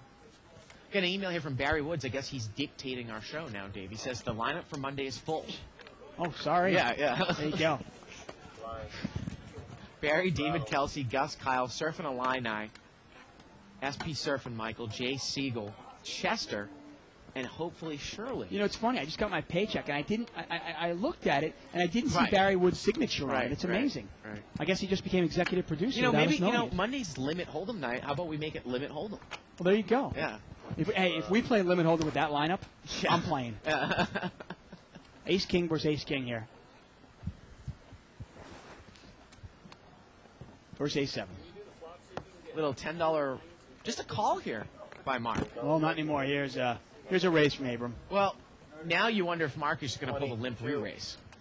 I would imagine this is all going in, and it's going to be ace king I versus don't ace quite king. understand why would you limp there if you're Mark with those guys behind you who haven't really shown a lot of pre-flop aggression in a straddle pot. It just doesn't make a whole lot of sense. Especially with his image, the way he's been playing it Yeah. aggressive all night. You got to raise your bad hands and your good hands. Sovak calls with ace-7, and let's see if Mark is going to push here. Well, now Sovak's got a lot of money, so it's not just Mark. I was going to say Abram's real short. I think it's an easy re-raise here. Easy re-raise. If Sovak had a real hand, he would have re-raised already. Yeah. Limp re-raise from the cutoff. Always interesting. Yeah, and you imagine Abram's going to put his money in here, and Sovak will fold. And the interesting thing is, they both have pretty much their, ace of spades, king of spades there, ace of hearts, king of hearts there. So unless it comes out 4 hearts or 4 spades, this is going to be chopped up. Yeah. There we go. Now, this is interesting here. I actually asked Mo about this. If you want to play this and try to reduce the variance as much as possible here, well, Mark is on a free roll here. Dave, say you and I were both in it here, and we said, what do we have? Oh, well, wow, look at this. Mark still with the ace of hearts. If you catch a heart, Oh. and there it is. There's the heart. Oh, man. What I was going to say about that, Dave, you didn't even know. I swear to God, I didn't know. If you want to, kind of defeat variance, and we both have the same hand, say we've got pocket aces. Both of us have pocket aces. It's all in pre-flop. You can say, you know what? Let's run it once and chop the pot regardless of what comes, right? Isn't that the ultimate variance dumper? Can't they just chop the pot? They say, you know what? We'll run the pot up. If you can't chop it up, you're going to have to push the pot to somebody. But we'll agree before the cards are run out to chop the pot at the end. Okay, I'll throw another way out. Here, let's do a chip count. I'll tell you what to do. Daniel's got 700, almost 4,000 on the table now. Wow, a lot of money on this table now. So and then this is getting to the point now where you can actually make some money at this table. Look how much money's on the table. The next time we start this game, we're going to start this game earlier. Daniel with 300, Mark with 250. If this game had started at these chip stacks, it would have been a lot more entertaining tonight, I think. Yeah, it's just, it's interesting to see how it grows, though. Yeah, it is. It's one of those things where I think if you're gonna play 200 no limit and you want to play it and make a little money playing it, you've really got to play those 7, 8, 10-hour sessions. How about this for you? Want to decrease variance with pocket aces versus pocket aces? Run the flop, and then run the turn in the river 4 times. 5 players. 5-way action here. King 10-10 here. No, all I'm saying is I actually lost a big pot like that. Actually, it was kings against kings for about 2,000 a couple weeks ago. You can just say, look, we got both of the same hand. We'll just agree to chop it with whatever comes out. That's all. Right?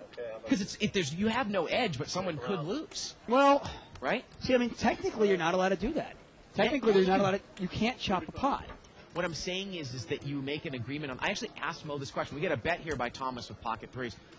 Well, but if somebody the dealer pushes the pot to somebody else, and then you chop it yourself. Right. See that all the the problem time. is, though, I understand what you're saying. The problem is, though, if you get an asshole at the table, I would never do this, but if you get an asshole at the table, okay, and let's say it's you and I'm trying to think of somebody really live, okay? Barry Woods, good example. Okay. Let's say you get you and Barry Woods in a hand, okay? You both have aces, okay? Now you run it once, and Barry actually draws out on you. Right. Now, would I rather have you have the money or Barry Woods have the money? Well, I'd rather have Barry Woods have the money. And somebody, if they want to be an asshole, they can force that. Yeah, but Barry could also lose his money and go home just the same. Easily. See what I'm saying? I don't think that there's any necessarily an upside or a downside because There by isn't. chopping it, you don't risk the fact that Barry loses the money. To you, the asshole. I agree. Right, I agree with you. Right. I guess the point is, though, is if somebody wanted to be a jerk, they could say, no, you can't chop that. I'm sorry. You have to play it out. Yeah, but people always. No, I understand. I guess You can go, hey, you can go off the I table. always see that, after the flop and on the turn, people are like, we just want to chop it down now. And then the dealer pushes the pot to the winning player. And the I've reason- never seen anybody object. Exactly. Well, nobody really does object. But if somebody wanted to, they could. I'm just throwing that at you in terms of casino rules. There is no chopping here. It's not allowed. Well, now theoretically, if somebody wanted to be a jerk and say, "You guys can't chop. Barry's got to keep that money on the table," and maybe they want to force you to go in your pocket and get more money out, okay, instead of chopping it. Maybe they want more money on the table for whatever reason. But Barry could always leave the table. You could leave with him, and he could give you $1,000 in cash. Right. You can't stop that. Mark is raised here with king, queen, and diamonds, and Dave's got jacks on the blind, and he's going to re-raise. He's going to make it 75. Boy, you're really ragging on Barry tonight, huh? Barry? more tonight than usual? No, maybe because we just know he's listening right now. Yeah. Oh, is he listening? I didn't even know.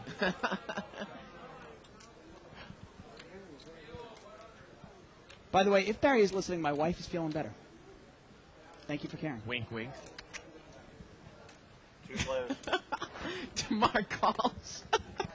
I guess set yourself I up for did. that I one, totally man. did. Are I you kidding did. me? I did. Top 2 for Yeah, Mark. Mark's got top 2 here. Pretty ugly flop for Jacks. Should be pretty easy to get away from, but Looks like 100. Well, Dave's going to make a $100 continuation bet, about half the size of the pot here. sometimes a problem with Jacks here. I mean, if you check it to a guy with 10s, right, he's going to know you're weak here. Probably not. And do you just call? Yeah, he's just going to call. There's no point in raising this, is it? If the guy's got ace king or ace queen, he's going to take his money off. Why not? I mean, I guess a card could come off and kill your action. But what do you do now with Jacks? I mean, Dave's got to know he's dead, right? Check and fold.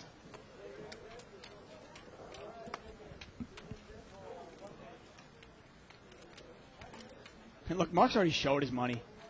That's actually usually a tell that you're weak, but Mark is obviously not weak at all.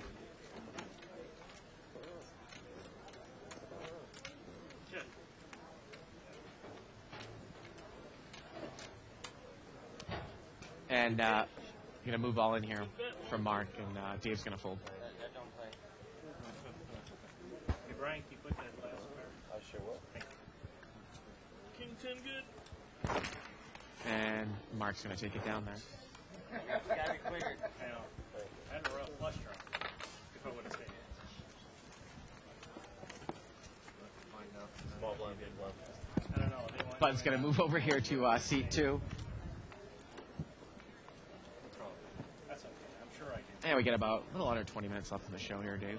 Just want to let you know, hey, my opinion, obviously, of the spaghetti and meatballs is different from other people. A guy named Michael came in last night to the bike, had the spaghetti and meatballs, and he said it was delicious. He said it was the best Italian food in town, bar none. Well, hey. There you go. Good for you. I'm glad you enjoyed it. To each their own, right? 20. Raise here by seat 9. He's going to make it 20 to go with king, queen off suit.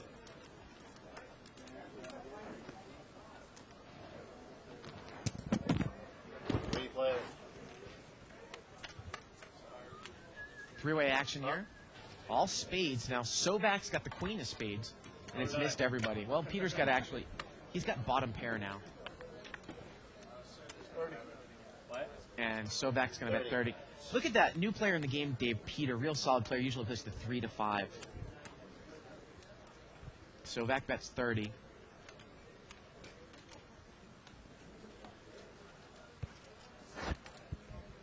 And he's going to take it down there. I'm sorry, this is hysterical. Brent Cook. I mean, I gotta tell you, this is one of the reasons I love this show. I love the fact that it's live and it's interactive. This is great. Brent Cook has emailed us, subject, Todd Melvin. He Googled Todd Melvin, and this was the first listing on Google. Straddle. And it's for a guy writing negative reviews on Amazon for a JBL subwoofer. Okay, this is what the guy says. This is Todd Melvin. I'm on my second subwoofer. The first one failed within 6 months, and it was under warranty, so JBL replaced it. The second one didn't even last 2 years, and it started making loud noises and distorting. It will not even play now without major distortion. Needless to say, it is out of warranty, and I have a nice plant stand now that says JBL on the front of it. Save your money and do not buy any JBL subwoofers. They are garbage. Well, Man, this is classic. You do that. I mean, is that not a Todd Melvin or what? You do that classic monotone. 6 players. Well, I was trying to be Todd Melvin. How'd I do? Okay. Yeah, thanks. 6-way action here. It was a straddled pot, so we've got a $60 pot here. And Dave has flopped the nut flush in seat 3. He's flopped the nut flush? Yep. Well, it's not the nut flush. No, excuse me. The king Because, nut flush. well, the reason it's not the nut flush is because seat number 6 has a gut shot straight flush draw. Right. And we got a bet here by seat 5. Jake, he's got bottom 2 pair here. Seat 6 calls, and if you're Mark, do you put a mini raise in here, Dave? Mark? I mean, excuse me, Dave. Dave, okay. No, he's just going to call. And how about a deuce of spades? He could lose to a deuce of spades, a 3 or a 5. How about a deuce of spades and then a 3? Turns No, a king. See if Jake continues to drive forward here with 2 pair. How can Mark call there on the flop? Well, he's got a gut shot straight flush draw. Hey, if you're really, really deep, I mean, let's say you had like $40,000, okay, and the guy had $40,000, and you thought he had a king high flush, and you get paid off if you caught your gut shot straight flush draw. Not that it would be a one-liner to a gut shot, go to a straight flush either, right? Hey, some people can't get away from those anyway. Well, we got a $50 bet here by Jake, and Dave did not raise the flop. And now he's going to raise. 100 total. He makes it 100. He's got a mini raise here. And again, you know, Dave is kind of... And we got a quick call here by Jake. And you wonder if Jake misses... And look at this! He fills up on the river. Wow. And this pot's about $400, and he's going to bet 100. And is Dave going to raise? All in? Yep. No, he just called. He just called. Hey, well, hand it to me. He only called Yeah, there. yeah. He had a feeling, you know what, maybe this guy filled up. Twice, he's done the same thing to me. That happens. That's Hold'em, you know. Yep. And I wanted to ask that guy's question again. What was the yeah, Brian. Brian had a question about running bad, and you know what? There's a couple of things you can do if you're running bad. First off, you got to be honest with yourself, okay? Really try to keep track of, is it me? Am I playing bad, or am I just getting bad beats? Right. Because oftentimes when you start getting bad beats, it starts making you a little more passive. You know, it starts making you play a little more scared, and that obviously will affect your game. So you've got to try to be honest with yourself and realize, is it me or is it the cards? And then take it from there. Try to figure out if there are any leaks in your game. What is causing you to lose money? More often than not, I find that when I'm running bad, it's often that I'm probably not playing at my best also. Yeah. Limped around here. 8-4-3 rainbow. Gut shot for Jake there.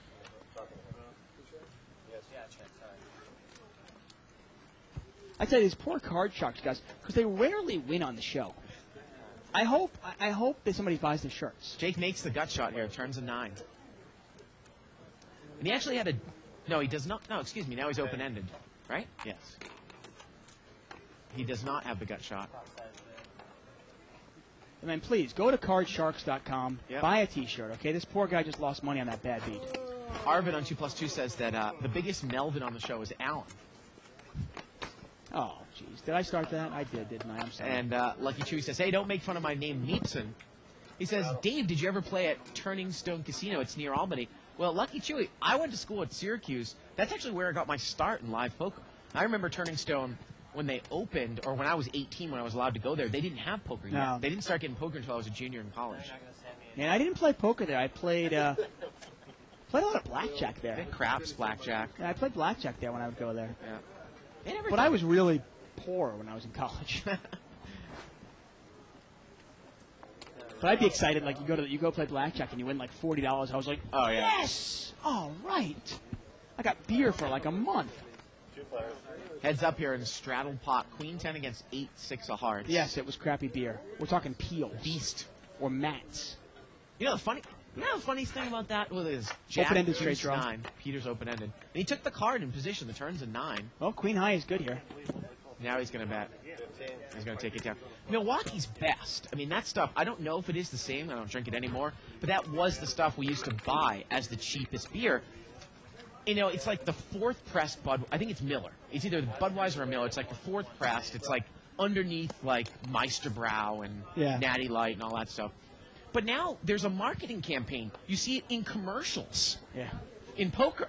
And I wonder if the price has gone up because of that now. It's amazing. Oh, I mean, that stuff is bad. My God. See, what we used to do is if you drank, like, if you had a shot or you had, like, 1 or 2 beers that were decent, well, then we could just down the Peels and the Mats. Yeah. I can't believe you've never heard of Mats beer. I mean, that was like, I mean, you get a case for $2.99. But hey, you know what? As I've actually said on the show before, my dad used to drink Stegmeyer, which is out of Pennsylvania. 24-pack of 16-ounce bottles for $8.99, and that stuff was actually good. That was nothing. How much was it? $8.99 for 24-pack of 16-ounce bottles. That's not that bad, though. 24 16-ounce bottles? But how long ago was this? Like when I was in college? You still drink Oh, it really? now. Yeah, I don't know if it's that okay. cheap now. And yeah. it's not that bad? No, it's better than, like, say, just a normal Budweiser. Okay. Turns a king here. Jay's going to check top pair, and the ace-5 gut shot to the wheel takes a card. And Jay checks again, and let's see if Jake's going to bet on his missed draw. Well, he does. Hey, if you're listening... Now, if you're Jay here, what did Jake call you with on the flop that he's now going to bet the river with? Could he do it with busted hearts or a busted straight draw? I'm not sure. I was talking about beer. I don't remember. Jay folds. Can't lie. I wasn't really paying attention to that one. I'm sorry. Now, but if you're listening and you own a big beer company, hey, sponsor us. We'll put you on the website. We'll plug your beer, and all you have to do to make us happy, send us a case once in a while. Now, I'm not sure if that'll make our producers happy, but it'll make us happy. Hey, I'm counting down the days to Cinco de Mayo when we do those Patron shots with Coronas, man. Oh, my God. Maybe I'll call in sick that day.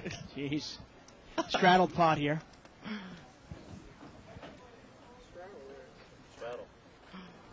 Straddled pot here. Got another email here from a gentleman who did not sign his name. What is an overcall? Well, you can check out As Seen on Live with the Bike, right? Is that in there? Isn't it? Overcall? Raise it. 25. Raise here by Mark to 25, King 10 of Hearts.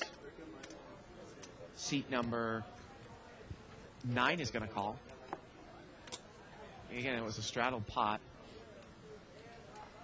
by Arby, I believe. He's got Queen 9. He makes the call. Well, let's see if he's going to call here. Well, he's the straddler. Yeah, he is the straddler. And Thomas calls. So we got four-way action here. Mark the pre-flop raiser with King 10 of Hearts, $100 pot. Well, Arby's outflopped them all. He's got a queen. Well, what is he going to do with it? All in. And he's going to move all in. He doesn't have much money, so...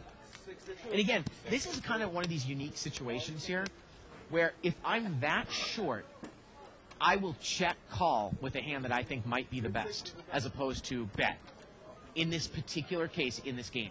Right. Because Mark is not going to... He's going to fold, but you might have gotten Mark to continuation bet, and you could make the call all in.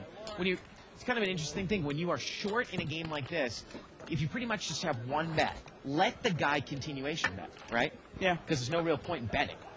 I mean, unless your hand can't take any heat. But you know what? You only got $60, $70. Yeah. You figure you're a favorite if you've got the queen. Why not? Right. Good point.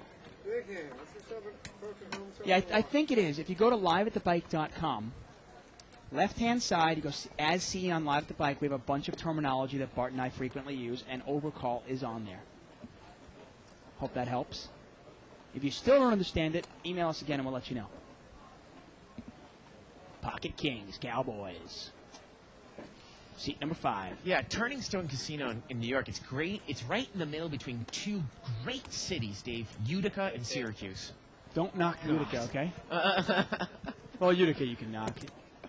Jake is raised here to 15. Mark is going to call with an ace-9 of clubs. That's right near where I grew up. That's right near my home. Utica? Utica, Clinton. 75. And the Small button, town outside Utica. look at this. The button is going to re-raise here. Or excuse me, seat 8 is going to re-raise. Peter re-raised here with deuce 10 offsuit. And Jake is going to re-raise all in. So Peter is making a move there for that dead money. Peter is usually pretty solid. He might be just kind of playing it up here on the show. Yeah, mixing it up a little bit. Obviously did not work.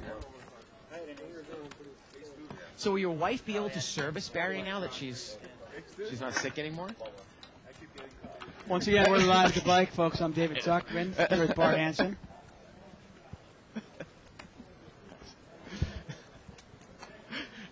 You never know who might else be in the booth tomorrow night with me. Ace, King of Diamonds in seat number 7.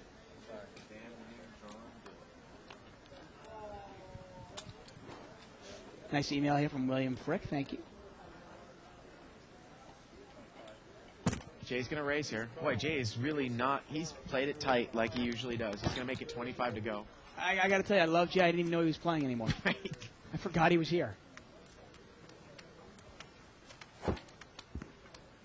Would you give Jay any action? I mean, with Queen Deuce of Diamonds from up front. Would you give Jay action with anything? I mean, C5 call with Queen Deuce of Diamonds. King 5-10 with all clubs. Well, it's a pretty ugly flop for Queen Deuce of Diamonds. It's not a great flop for Ace King of Diamonds either, but Jay's got him in bad shape, obviously. 50. $50 bet here by Jay, and Jay folds. RB had a flush if he called, but RB actually did not call. Yeah. Flop the flush. I think Ronnie just wanted to show us that.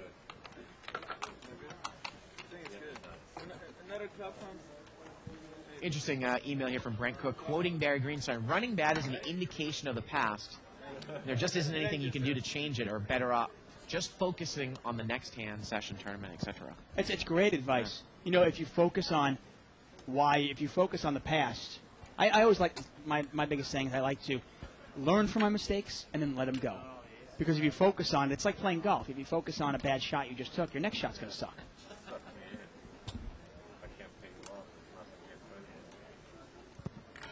Limp. Barry Greenstein, a wise man. And Mark is going to raise here. Big lick, 96 offsuit. Seat number 1 is going to call with ace-9. You know, it's funny. Mark might just trying to be accumulating chips to get down to that rebuy period at $100. He had about 500 before he dunked off those chips earlier. Peter? Excuse me. Oh, I'm talking about Peter. I'm okay. talking about Peter. He brought this one in for a raise. Queen 10-3 here with a couple clubs. Oh, Mark's got top pair here. Well, he's at that rebuy period already right now. Mark's going to lead right out into the Queen Jack. So let's see if he rebuys up to 300 now. What, if Peter gets down there?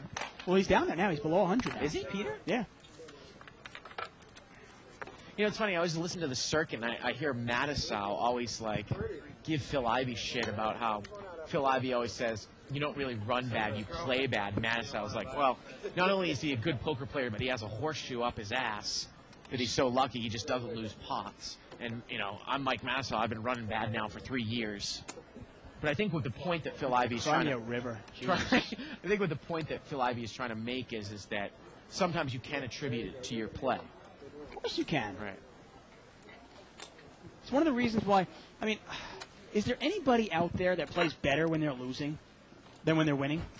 It's one of the reasons why we always say, if you're playing well, play a longer session. If you're playing bad, go home. If you're losing, go home. Right. Limped around here 6 ways. Jack 7-6. Jack 5 of diamonds for Mark. And he's going to come out and bet. That's a pretty big flop for Jake here. Look at this flop for Jake. He's got a gut shot with the flush draw. Any 9 gives him a straight. Any club gives him a flush. Well, he checked it from up front. Is he going to check raise? We can see that Mark, there's no way that Mark can take any type of heat with his Jack 5 here. This is the kind of reason why you don't play Jack 5 from up front. And if he check raised this, and he did not, if he check raised it, he takes it down right now. Turns a 3. And he's missed this, and you wonder if he checks here again, might he get bet off the hand? He went from being a favorite to now he's actually an underdog.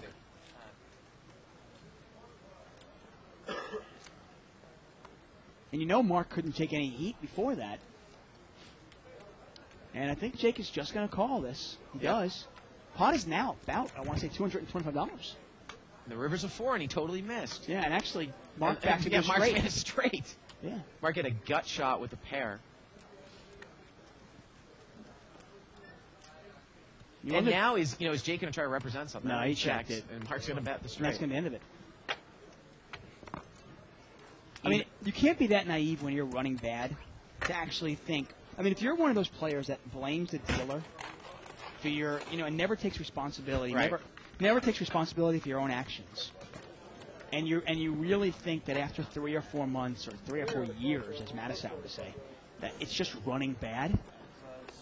I mean, I just don't think you have a chance of being a professional, a successful poker player, that is. I think you've got to realize that. Take and own up to it and take responsibility for the way you play. Got another email here from Michael Christopede. He says, it's called Milwaukee's Best because it's a combination of the bottom of the vats of all of the Milwaukee breweries. The bottoms don't meet standards for brands such as, Miller Lite or MGD. But the combination has a constant flavor of funk. So they sell it as Milwaukee's Best. Is that true? I believe it. Is that like a little half-truth? I like it. I'll stick with that. That's great. I think we had a little raise here by Peter with Queen 7 offsuit from up front. I think Peter's really he's almost trying to donk it up here, Dave, so maybe players will take him a little. Because I know Peter's one. I think he's one of the best there over at 3 to 5 in Seed 8. I don't know if you've played with him a lot. I haven't seen him move up into the 5 game. Dave is open-ended here. Yeah. Does he mix up his game, and does he bluff sometimes? Whenever I've played with him, he plays it pretty tight. He's not bringing in raises with Queen 7 from That's up what I'm front. saying. You say he's really good in the 3 to 5 game, but would you ever give him any action? I mean, I guess it all depends on the situation. Yeah.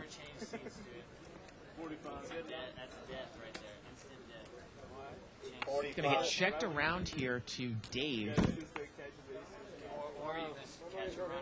And he's going to bet. And look at Peter. He's going to call. I guess Peter's setting up a move. I mean, Dave's open-ended here. Peter calls. Setting up a move. He's all in. Peter's all in. Okay.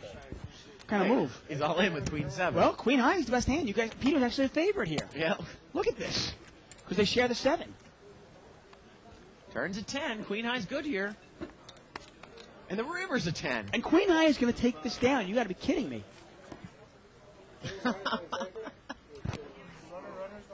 And you wonder if Peter's just kind of donking up, showing the table that he's kind of and trying to get that image a little bit. I'll do that once in a while. You show down a couple of hands like that. You advertise like that once or twice, you get all the action you need the rest of the night. Going to take a look at the final chip count of the night here. Jacob up to $750. Sovak up to $700. Daniel at $650. Wow, almost $4,000 on the table now. Let's see how they're doing. And Jacob is our big winner tonight. He's up $350. That's not bad at all. Sovak up $300. Daniel up $250. Dave is our big loser. He's down $600. Please go to cardsharks.com. Go buy a T-shirt. Jeez.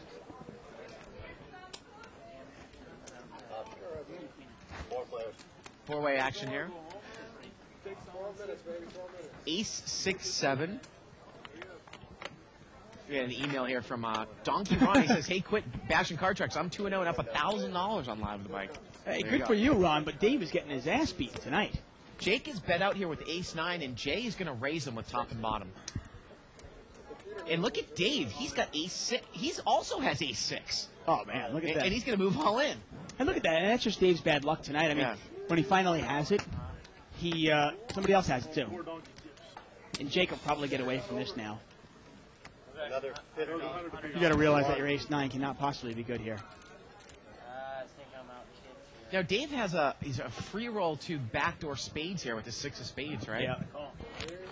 And that's why there's a 95% chance of a chop pot, 5% chance of a win. This would be real bad for Jay Siegel if it comes spade. Well, there it is. Here's one spade. Well, that would be brutal.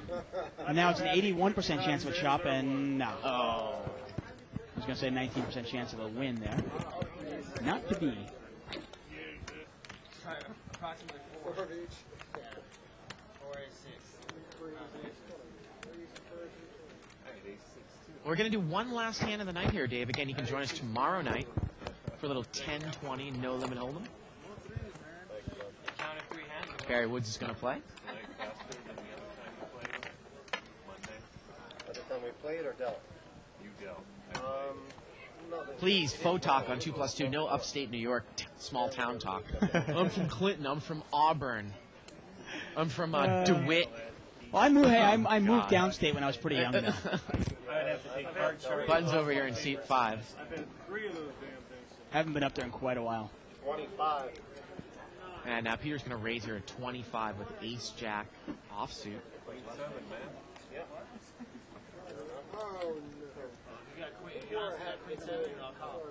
Seat 3 is going to call here. I'd like to say I do the second call, but I'm not going to lie. The same, too. And we have 3-way action here. Actually, we're heads up here. Ace, Jack, Queen on the flop. Well, Peter's got top and bottom. He checks it. And seat 6 got King 10. He flopped a straight. And now Peter's going to move all in, but Thomas flopped a straight. What's going on over there, good Ronnie? check here. Jeez. And the river's a queen. And Peter had Ace, Jack. It went check, check on the flop. Wow. Just a bad flop there for Peter. Yeah. And Thomas checked it, Dave. We talk about, you're in position. The flop's Ace, Jack, Queen.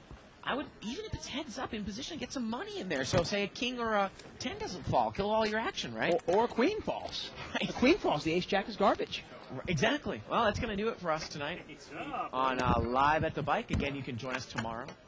And you can watch a replay of the show starting an hour after the show, running all the way up until 5 p.m. tomorrow. Yeah. So for everyone here in the booth, I'm Bart Hanson. It's Gabe Tuckman. Good night, everybody, from Live at the Bike. Tell you what, that's what a week in Vegas last week. It took years off my life.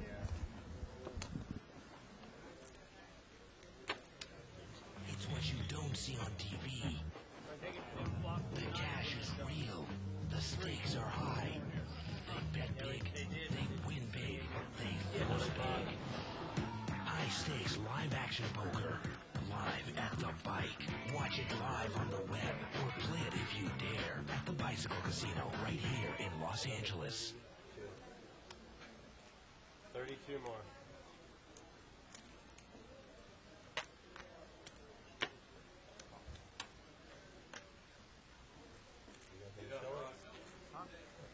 What's the ace, John? You don't know it yet? You call blind? Yeah, it's short. Nope. That's a coin flip. Use the diamonds. 5-5. Oh!